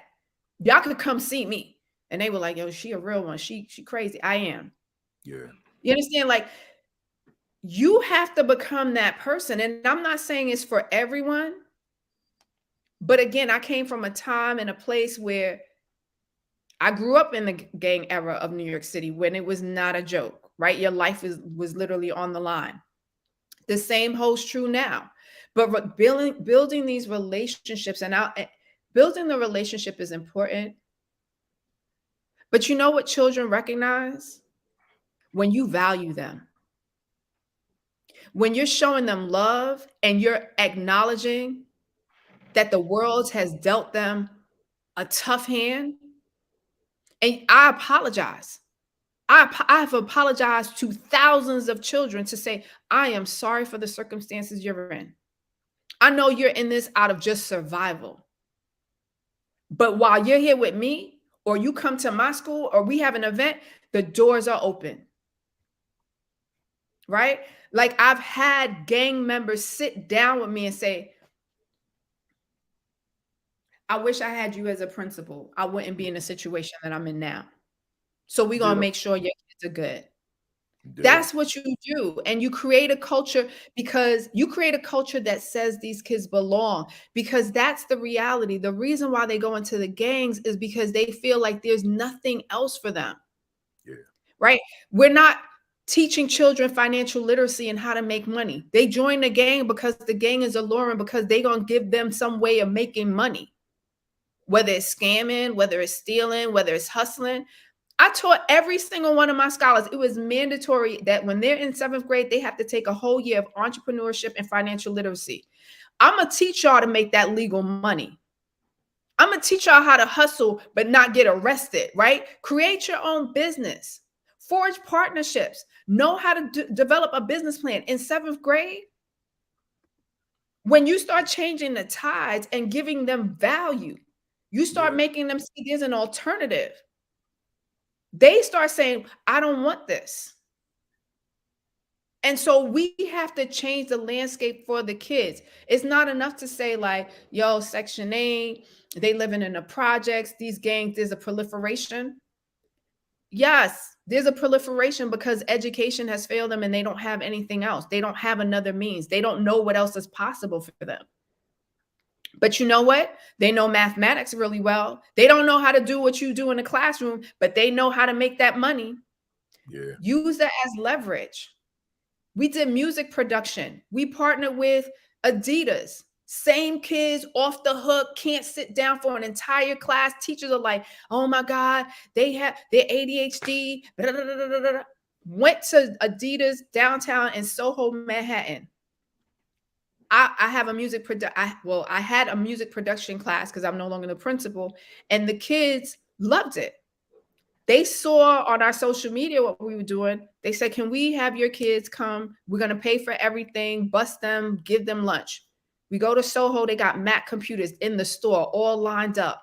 Kids are on the computer. Let me tell you how for 3 hours straight they ain't move.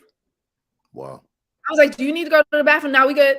I said, yeah, I don't need to. You know, when they in the school building, how many times they need to go to the bathroom? In one class, 2 or 3 times. You see them in the hallway. Why are you in the hallway again? I had to go to the bathroom. You didn't have to go to the bathroom.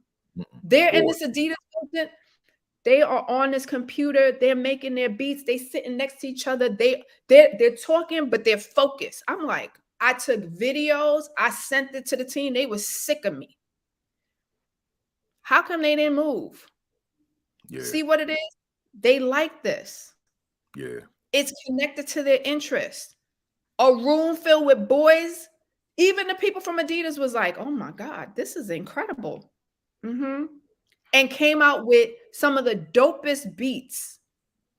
And so I even said to the kids, I said, scholars, all throughout the time we've been here, I've been sending your teachers videos and photos of you because I know you can do this.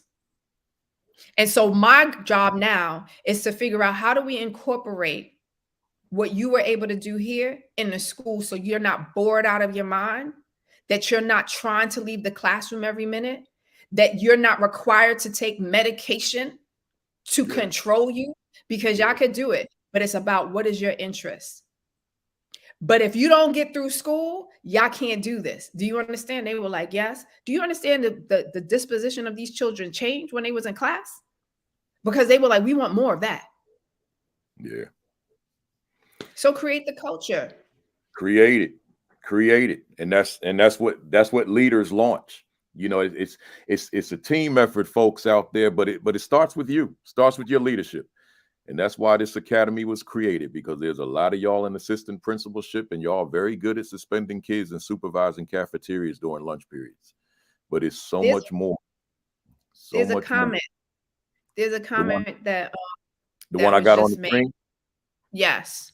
Yeah, what Jersey City Head. What worries me is maybe the reason we do not have cultures within our schools that influence kids to become more is because we have educators who do not feel the need to be more in their own lives.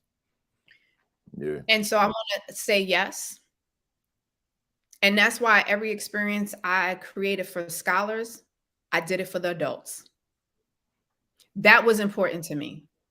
As much as I wanted the kids to be able to see more, I recognize that many teachers didn't have that.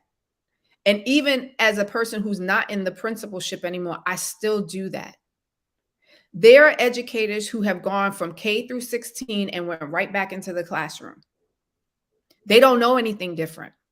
Yeah. Right? I had the opportunity of being in the public health sector. I did retail. I did nursing. I did telecommunications, right? I worked in corporate before I got into education.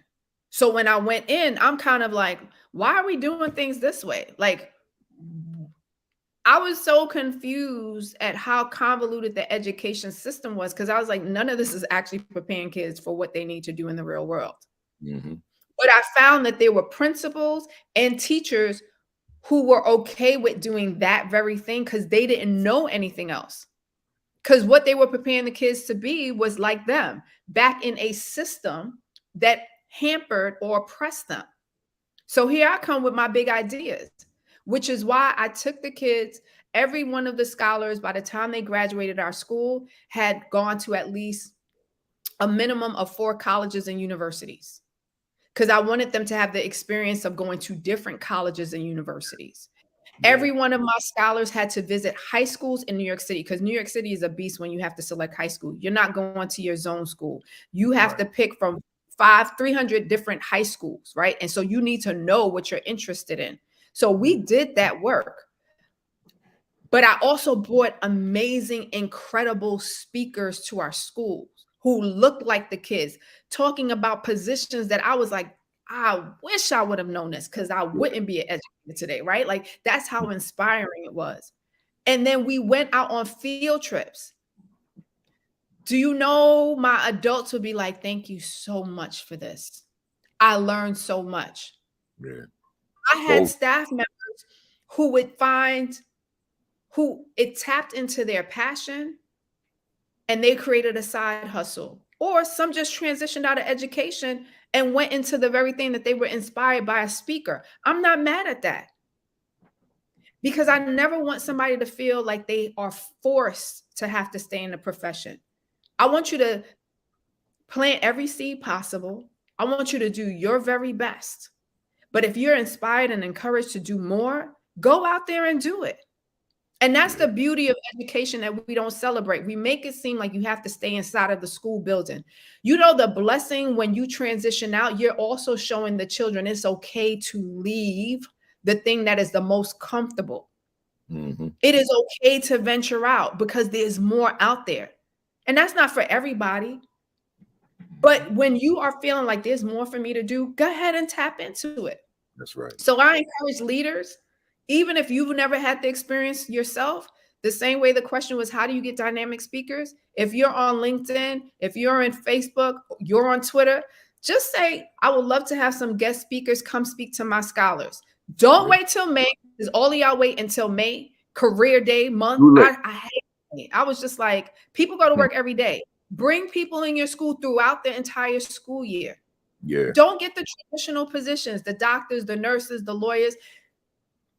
I want to bring you into my school. If you're in the tech industry, if you're in the healthcare industry, if you're into blogging, if you're into fashion, give folks an opportunity to come in, learn their stories, be inspired, because the only way that you start to change what you do in your school in terms of preparing them is by knowing what's out there, what's possible for the kids. Because if not, you're going to be okay with the status quo, the curriculum that they're shoving down your throat, because you don't know that this is not aligned to the real world, but you're doing this because you got to get the numbers right. Yep. See, my thing was every week, and my motto, from the OG to the PhD, I'm bringing everybody in, right? Because OG got something to say too, particularly the one that's no longer in that life, right? The one that said to you, I wish I had a principal like you. I had them too. And now, so they got something to share, and they have a captive audience listening to them. You know, I'm winding down, but I want to go to the purple and black.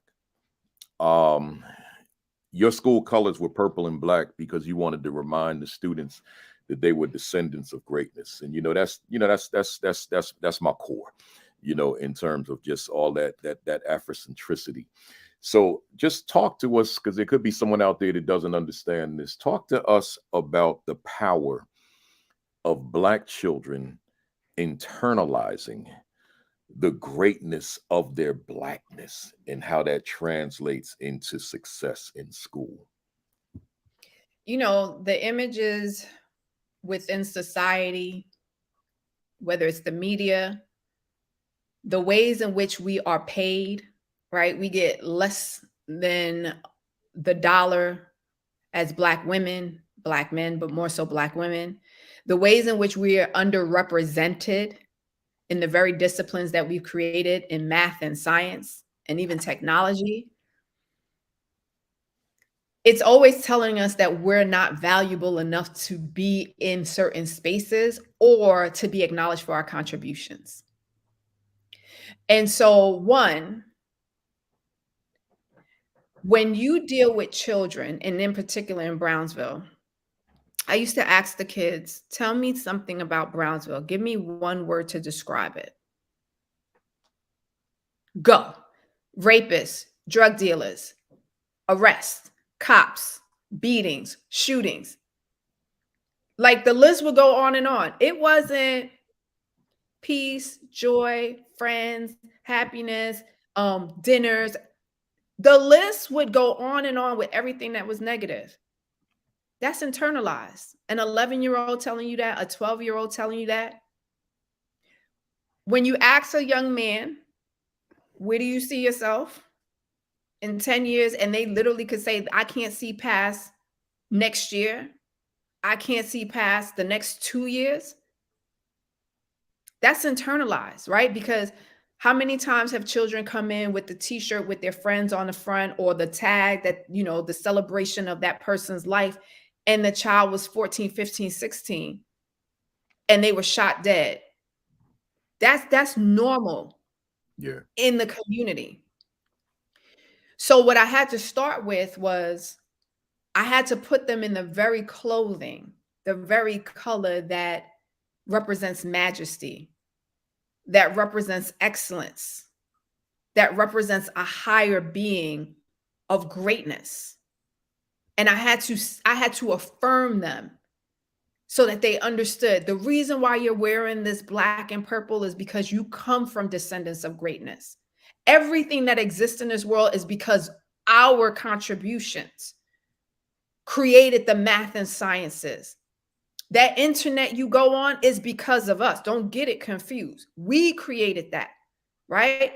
And so when you speak to them from that place and then you start to educate them, you start to give them the knowledge, you surround your walls with that, right?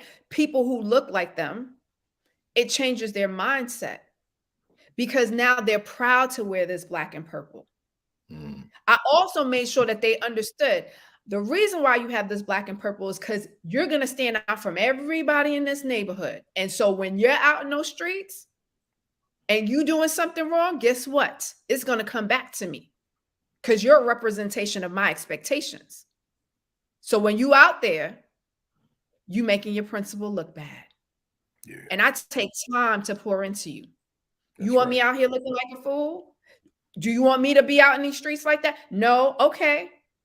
So they sit different. They talk different, not changing how they speak, but they talk different. They talk from a place of self-affirming who they are. I remember the borough president came and said something like, so you students, and he kept saying students. I had a scholar put the hand up and say, I'm sorry, you keep referring to us as students. We need you to recognize that we are scholars. There you go. I said, well, yeah. Look, I apologize. She said, because our principals and our teachers taught us that learning doesn't stop when we leave school. So if you could just correct yourself and say scholars, we would appreciate it. Thank you. I love it. Right? When the New York Times was writing articles about Brownsville in such a negative way, and they finally decided to write an article about our school, I had the young scholars who were part of the journalism program that we created. We had to create our own magazine because we couldn't find anything positive. I had those journalists meet with the journalists who wrote the story, right? And they sat with her. Winnie Hughes, she came in there and I said, these scholars have some questions. And she was like, okay. And they asked her, so what is your take on Brownsville? Like if you had to describe it, as she talked about, how it's an impoverished community and all of these things. And they said, okay, and tell us about Mott Hall And she was like, my hall is so lovely. It's so inviting. The children are just exceptional. Da, da, da, da. And it was like, so you understand the difference between what you saw on the outside when you walked in here and what you experienced on the inside? She said, yes. I was just sitting there. I said, here we go. So one of the scholars leaned in and Jada said, so how are you going to use integrity when you write your article? He said, excuse me? She says, integrity. Do you know the definition? She says, yes. She said, well, explain to me what your definition is. She was like, to do the right thing, even if someone isn't looking, right? To uphold and do things with fidelity. She says, okay, because our principal has shown us articles from the New York Times that we feel hasn't been written with integrity. So how are you going to do it differently? Do you understand this is a 7th grader asking these questions? Wow. So the colors are one thing, but telling and showing these children that they can sit at a table in the conference room with the New York Times reporter who's going to write an article that's going to go all over the world gives them power. That's how you bring kids to the table and say, because we could talk about everybody needs to have a seat at the table. Yeah, you can have a seat, but what does your voice sound like? And when a 12-year-old has a voice, and that journalist now has to go back and write that article, guess what it's going to be reflective of? Integrity. And it was probably one of the best articles written ever by the New York Times to depict Brownsville in such a positive way. And that was because children sat at a table and held that person accountable. Student voice. Yes, it's student voice. But this is what I want to say to people. When you're feeling discouraged, because it happens, when you're feeling like, why am I doing this? When you're tired, and I know we're going to get into the health aspect. I'm not saying you have to beat yourself down to stay in this position. You do all you can in the moment to show these children what they can do and who they can be, because the system is not designed for it. What I was doing is unconventional. There was no blueprint for it, right? There was no curriculum. There was no survey that was ever going to capture the exceptional job that my team did, because I didn't do it by myself. We were looked at for the numbers all the time. But what we have to understand is that every child, the numbers is not going to tell the full story of how much that child has to go through and the growth that comes with it and what the adults had to do to pour into them and the sacrifices that we make. And that's why I say we are mammified, because we have to do that work. Other people from other communities that don't look like us, they do enough. And there's some people who have done an exceptional job. But we take it on because we know this is our own. We understand the legacy. We understand the plight of what we've been through. And that this moment in time changes the trajectory of the lives of children forever. So they don't have the same regard. They don't tell our stories the same. And it's never captured.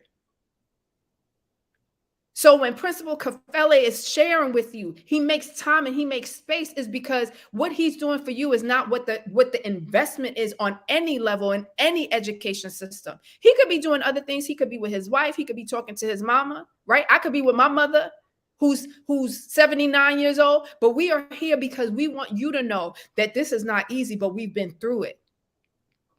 And the worst is our children and what it will mean for their lives beyond this moment today.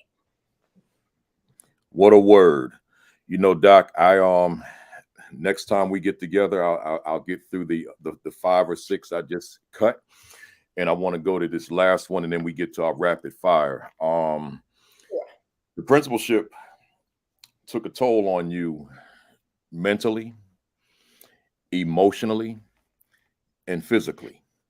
It did the exact same for me. I made a trip to the emergency room. Later, as a speaker, I had a heart attack.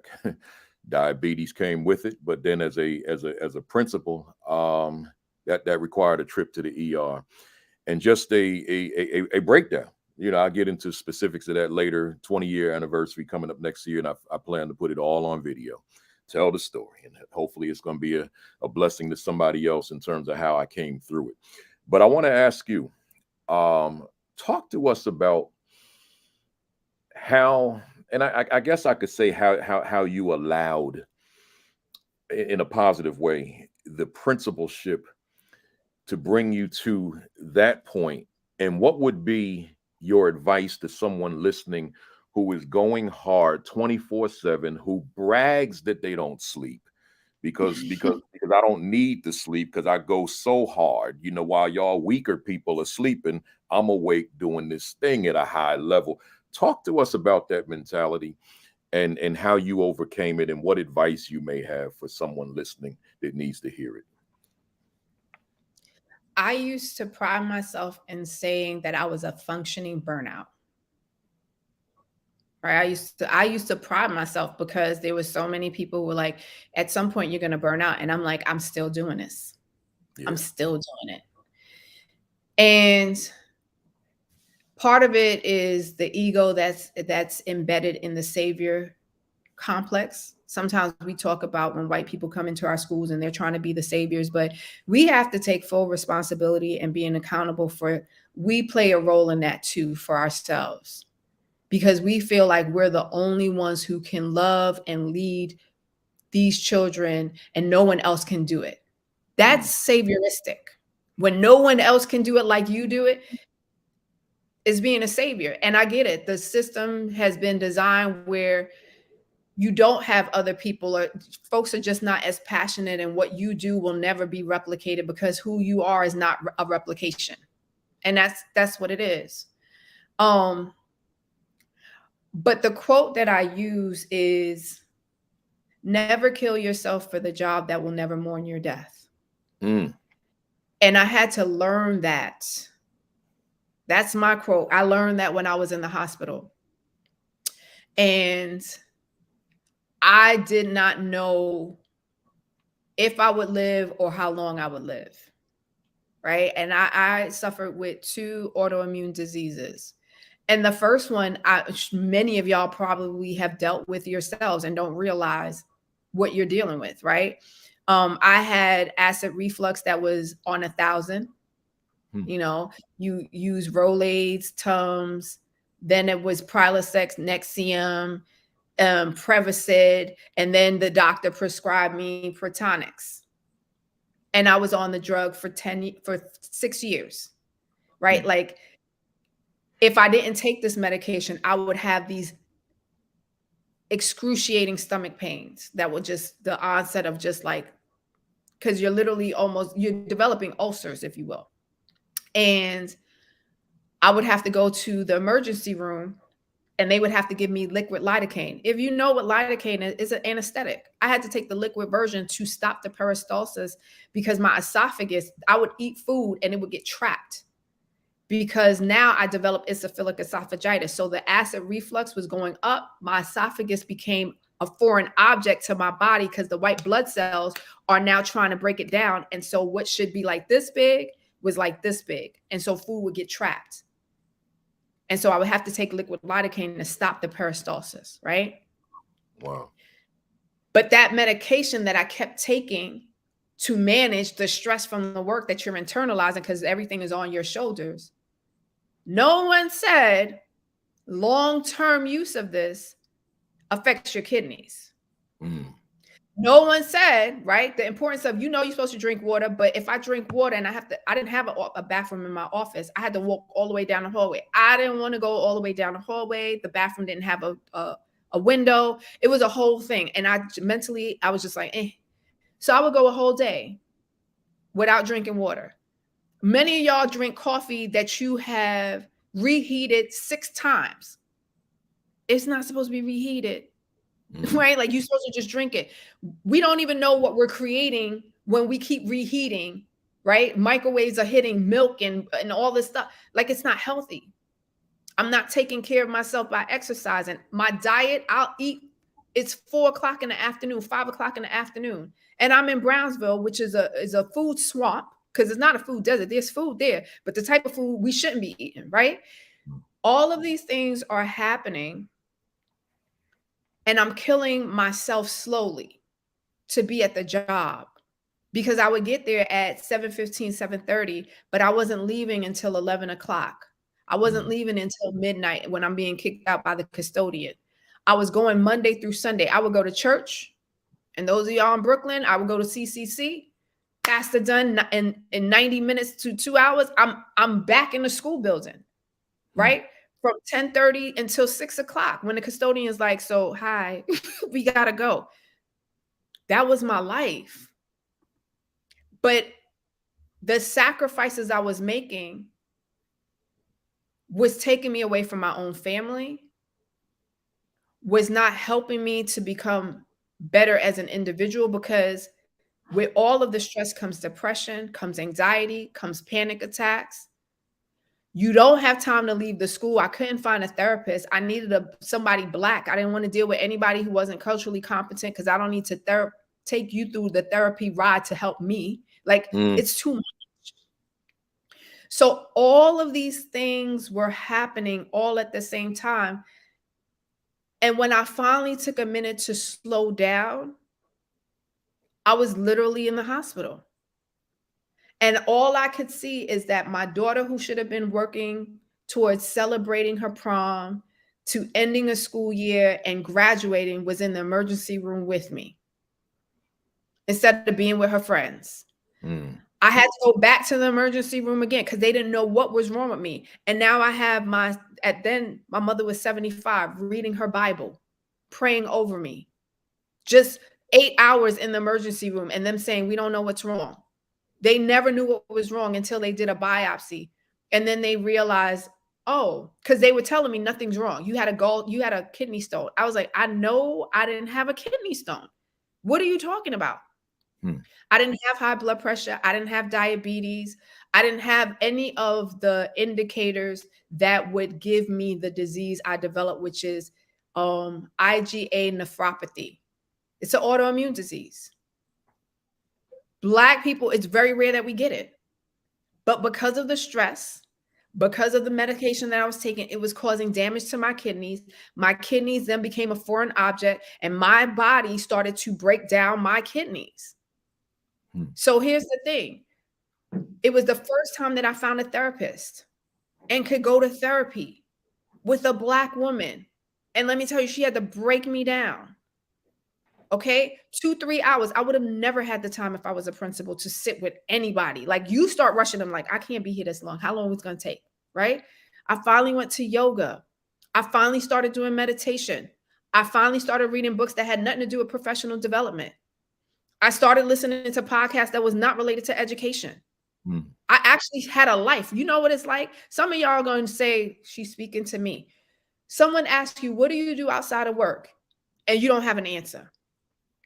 I didn't know how else to function outside of work. I didn't have a hobby. I didn't have a love for anything. I finally started to like Netflix and chill. I had been paying for Netflix for a minute and never used it.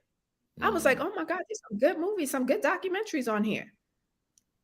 So I had to do all of that internal work and realizing how much the toxicity had been internalized, realizing how much I was in a place that didn't value my life, right? And that's the unfortunate part, because we're told, one, when children come into the building, you become their parent. By law, you're their parent. So you protect children.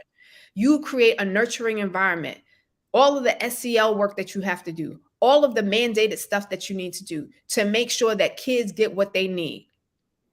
Regardless if parents show up or not, you got to create 3,000 ways to engage them, to make them part of the process. But where's that being done for you? Especially when you don't have a coach, because I didn't have a coach. I didn't have somebody to help guide me. I didn't have a plan about what I could do after. I didn't even know my own personal value or worth, even though I was a career changer, because something happens when you get into the education system and you become an educator. Even though you're telling children you can be all things through education, we forget about ourselves and we can't see past the classroom. And that's the ugly truth. So I had to rebuild, because I had to use up 156 accrued days because I never took off, which was the equivalent of 7 months. The DOE didn't give me disability. I had to use my own days. Then after I took it, I had to get surgery. They told me, oh, we can't schedule your surgery. I said, why not? Because you don't have insurance. What are y'all talking about? I called HR. They're like, oh, we separated you from payroll. I'm sorry. What? If a child is missing for 2-3 days, you got to call the house. Hi, we just checking in. Nobody checked in to say, we're going to separate you from payroll because you don't have any days left. No one says, if your days run out, this is what you need to do next. So my daughter doesn't get her college tuition paid for because I'm not getting a paycheck. What about the food in my fridge? What about the mortgage I have to pay? What about the 2 parents that are retired that I take care of? Y'all don't care about that? What about the surgery? What about my co-pays? What about every doctor I have to still go to every single week? Y'all didn't care about that? Right? So we could love on the children, yes. But that's why I say when you're in front of them, you do all that you can, because the system didn't care about how many hours I worked, till 12 hours, 16 hours, 15 hours. They didn't care about the sleep that I lost. They didn't care about the times I wasn't with my daughter. They were like, oh, well. So for 6 months, I went without a check. And this is during COVID. So y'all know by March, I was supporting the school. I was online, not getting a paycheck. I wasn't even back at work. I was on a medical leave, but I still showed up because guess what? This was a moment where if we didn't show up, our kids would be even further behind. I was online live with my staff every single day. And then guess what happened? The doctors were like, by June, so what's going on? I said, what do you mean?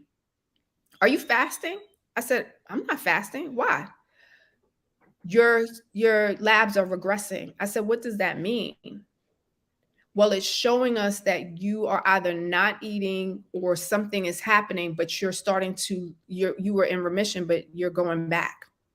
And I said, so I've been online, I wake up, and so the doctor said, so let's get this straight. It's a pandemic.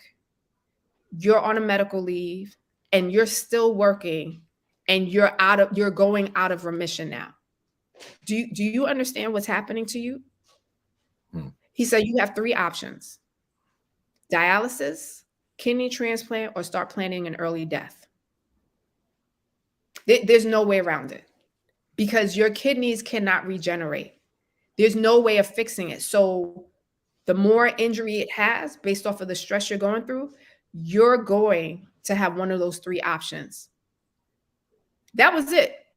I said, I'm still hurting myself, even though they've hurt me. I'm still sitting here. I had to tap out and I had to leave. And when I tell you, I loved my school, I loved my scholars, I loved my team, but there was no one who was going to take care of my family.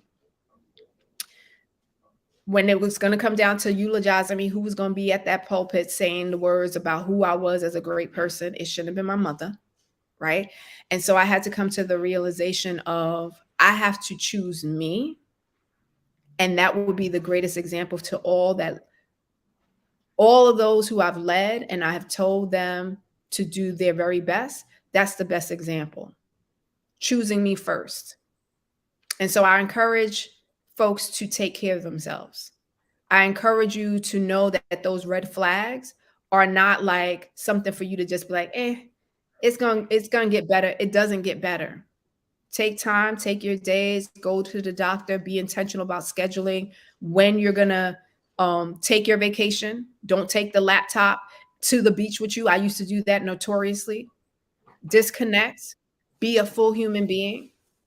Because at the end of the day, whether you're in control of who sits in your seat or not, they will find somebody to sit in that seat. And that's the part that hurts the most, but it's the reality.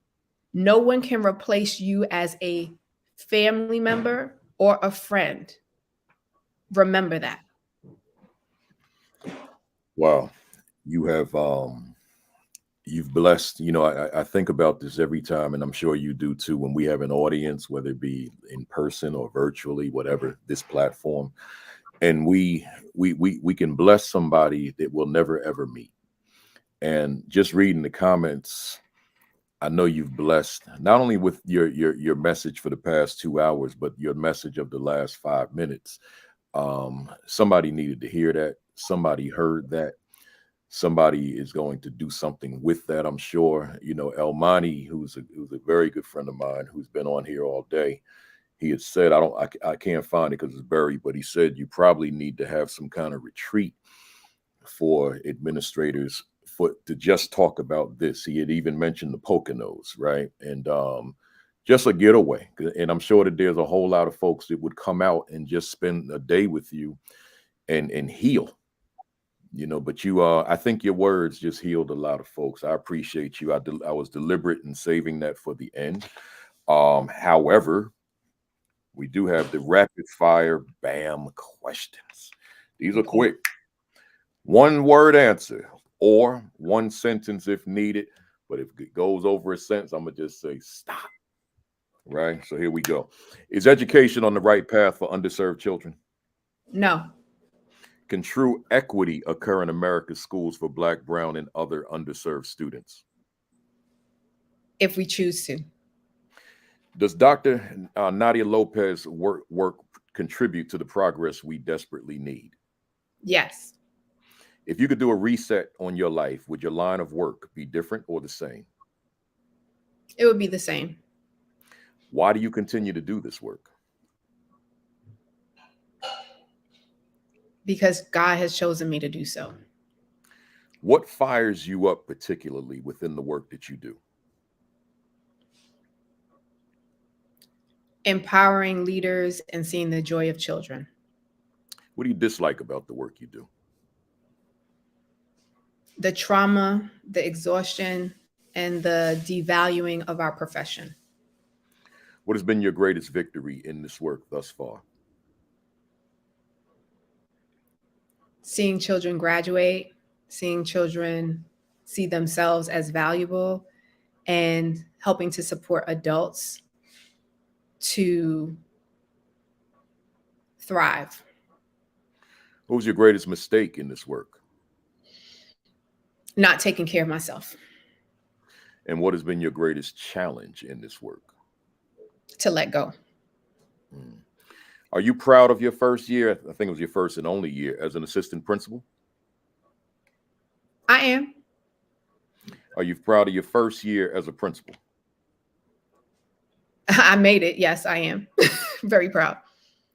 Who inspires you in this work?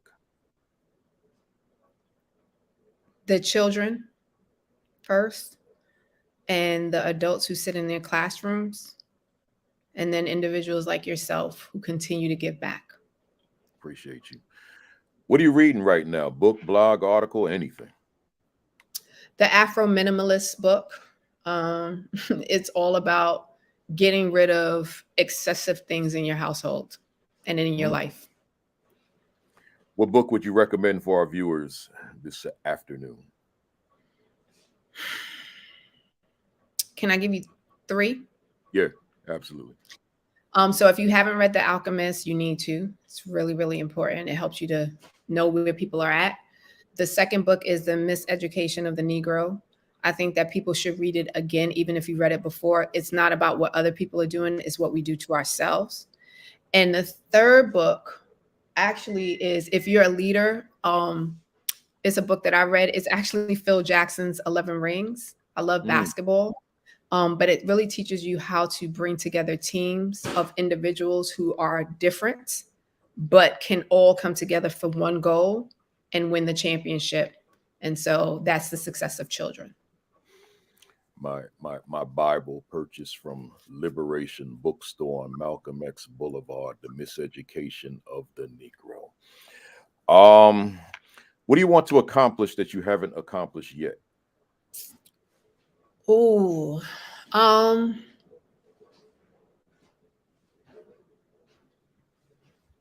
don't know yet. I think like every day I'm always outdoing myself. People get so exhausted just by looking at my life. If you look at my social media, it's like, what else is she doing? I'm a creative at heart, so I don't know yet. I want my story to be a movie. or web series. I mean, not a web series, a series on one of these TV platforms.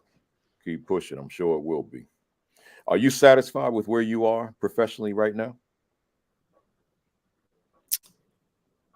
I always think that there's room for growth. I'm never satisfied because God always gives me a new assignment. So I'm good where I am right now, but I know I'm on assignment. What could you say to a viewer out there who continues to face closed doors? The rejection is for your protection. Mm. And so what do you need to learn? One, are you ready? Because sometimes we ask for things and we're not ready. And the other thing is that sometimes we ask to go into places that's going to create more harm for us and we can't see it. So be okay with learning, pushing through, and creating new avenues for yourself. What could you say to a viewer out there who's lost their fire? It's time to transition. It's time to pivot. Mm. And lastly, if Dr. Nadia Lopez was a word in a dictionary, what would be your definition? My definition would probably be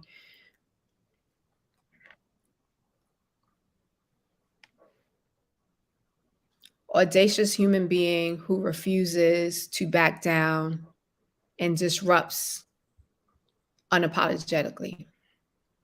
Disrupts unapologetically. I love it. Hey, Doc, this was as the people are saying throughout, this was amazing, man. It was just amazing. That's the best word I got for it. Hey, folks, those of you who have been with us, you know what we do, man. Let Dr. Lopez know how you felt about this session, number 154. Give us those emojis. Your hearts, your fire, you already started. Okay, so your bombs, your diamonds, your fists, your praise, just keep it coming, keep it coming, keep it coming. This is how we let those of you who are new to us, this is how we let the guests know if you benefited from it, if it's something you could use, if it's something you could internalize, if it's something you could take back to school with you, if it's something that can make you stronger in what you do. Man, I see it, man. I see you. Appreciate it. And you know how I do it. I just grab one of my bats over here and let you know with my Louisville Slugger that you hit a grand slam, but you came to bat 4 times, man. So you hit 4 grand slams, 16 runs max. Man, this was something. I appreciate you, and I just appreciate you, Doc, for saying yes when I reached out to you. This was dynamite. Absolutely. Tell them, let me just put the book up on the screen.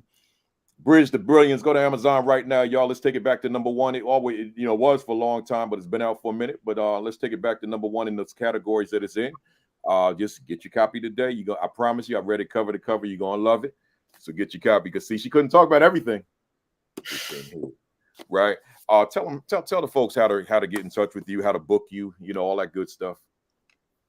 So you can follow me on all social sites, TikTok, Twitter, Instagram, and LinkedIn. Facebook, I got hacked, y'all. So they're trying to fight for me to get back. But I'm at The Lopez Effect, on all social sites. And you can find me at my website if you are interested in coaching, consulting, or just to learn more. Like some of my videos are on that site as well. And that's www.thelopezeffect.com. And so I just invite you to do that. And you can reach out to me. I check my DMs.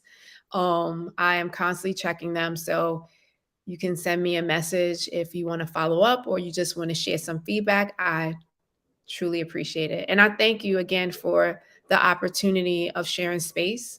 We have to be intentional about who we let into our spaces. So I don't take this lightly.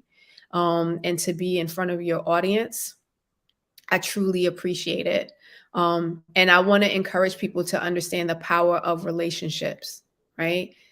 We have been taught so long to compete against each other and to not share the wealth. And that's just us as people of color. Mm-hmm. What you see here is how we are supposed to be. This is the village mentality. We share, we we uplift, and we celebrate. So I want to encourage you to do that in your spaces. And if you don't feel that, then you need to find places that will allow you to feel seen and feel heard. I love it. I love it. Doc, could you stand by with me while I close out, and then we holler off mic for a minute. Hey, Okay. folks, as always, thank you for being here. I want you to make sure that if you didn't see it all, go back to the beginning and check it out. There ain't nothing but nuggets on here. Then join me next Saturday at 10:55. You probably know my guest for next week, Dr. Aniel Austin, New York State Assistant Commissioner from Brooklyn, former principal, superintendent, now Assistant Commissioner of Education in New York State. He'll be my guest. So come on and hang with us next week at 10:55. Make sure you watch Facebook Live every Saturday morning at 10 o'clock with Sean Hurt, followed by Create and Educate with Dr. Sheikah Houston and Tammy Taylor at 10:30. Unlock the Middle with Principal Josh Tovar and Dean Packard on Sunday night at 7. And then the Village Leadership Group with Dr. Roz Gaskins, who was on with me last week, and Coach Williams Tuesday and Thursday at 6. My School Leadership Institute, that's July 11 and 12. Make sure that you go to principalkafele.com, scroll down to the announcements, click the register button, and join me. Register and join me in Charlotte, July 11, 12, 9 to 4, both days, full day. We're going to have a great time. The Assistant Principal Identity, my new joint, man, is coming out May the 5th. And I said at the beginning, thank you for those of you that hadn't tuned in yet. Thank you for all of you that took that book to #1 on 3 consecutive days, and it's not even out on Amazon in Ed Administration. I think it's at like #3 right now, but maybe some of y'all gonna go ahead and pre-order today and send it back to #1. So pre-order that book, y'all, so that you get your copy when it's released on May 5th, as opposed to having to wait. Join me on Alexa. Just go to say ASCD Alexa. I guess that's how it works. And then ask for morning messages in my voice. A different message every day will show up. It's a motivational message. Where am I at? Visit the virtual AP Leadership Academy YouTube channel. Hit the subscribe button. We're at 17,000 something. I'm trying to get it to 20,000. So keep on sharing. Keep on going to the page and subscribing to it. I want to get to 20,000, man. So, but you got to hit that button. Where we at? Go to the virtual AP Leadership Academy Facebook page and hit that like and follow button so that you don't miss my commentaries. You know, this is a 2-part thing. It's always the weekend. The Saturday is the broadcast. Sunday is the essay, right? The commentary. So I write the commentary Sunday mornings. I have a new one up tomorrow morning by 10 o'clock a.m. And then finally, your diet, man. Y'all got to eat right. Dr. Lopez talked about that. You got to eat right. You got to live right. You got to get that exercise in, and you got to take them COVID precautions because in case you didn't know, it's still here, right? So whatever those precautions are, I'm not going to front and say I wear a mask all over the place, but on them planes, y'all ain't seen me on an airplane in 3 years without a mask on when I take them little selfies, right? So that's the place I wear it primarily. But other than that, y'all, I appreciate you. I see you next Saturday. Have a great week. Again, assistant principals out there, happy Assistant Principal Week. Those of you living in the central parts of the country, be careful out here with these tornadoes because we're in the season right now. So just be careful. Any of you winning these awards, Assistant Principal of the Year and all that, inbox me so I can big you up next week because I always want to know about that, particularly if you're somebody that I call family. Anybody that watches this, you're a family member. So without further ado, have a great week. Have an extraordinary week. Have your best week yet. Peace. Peace. Thumbs up. Cock that fist back. 1, 2, 3. Bam! I'll see y'all next week. Be well.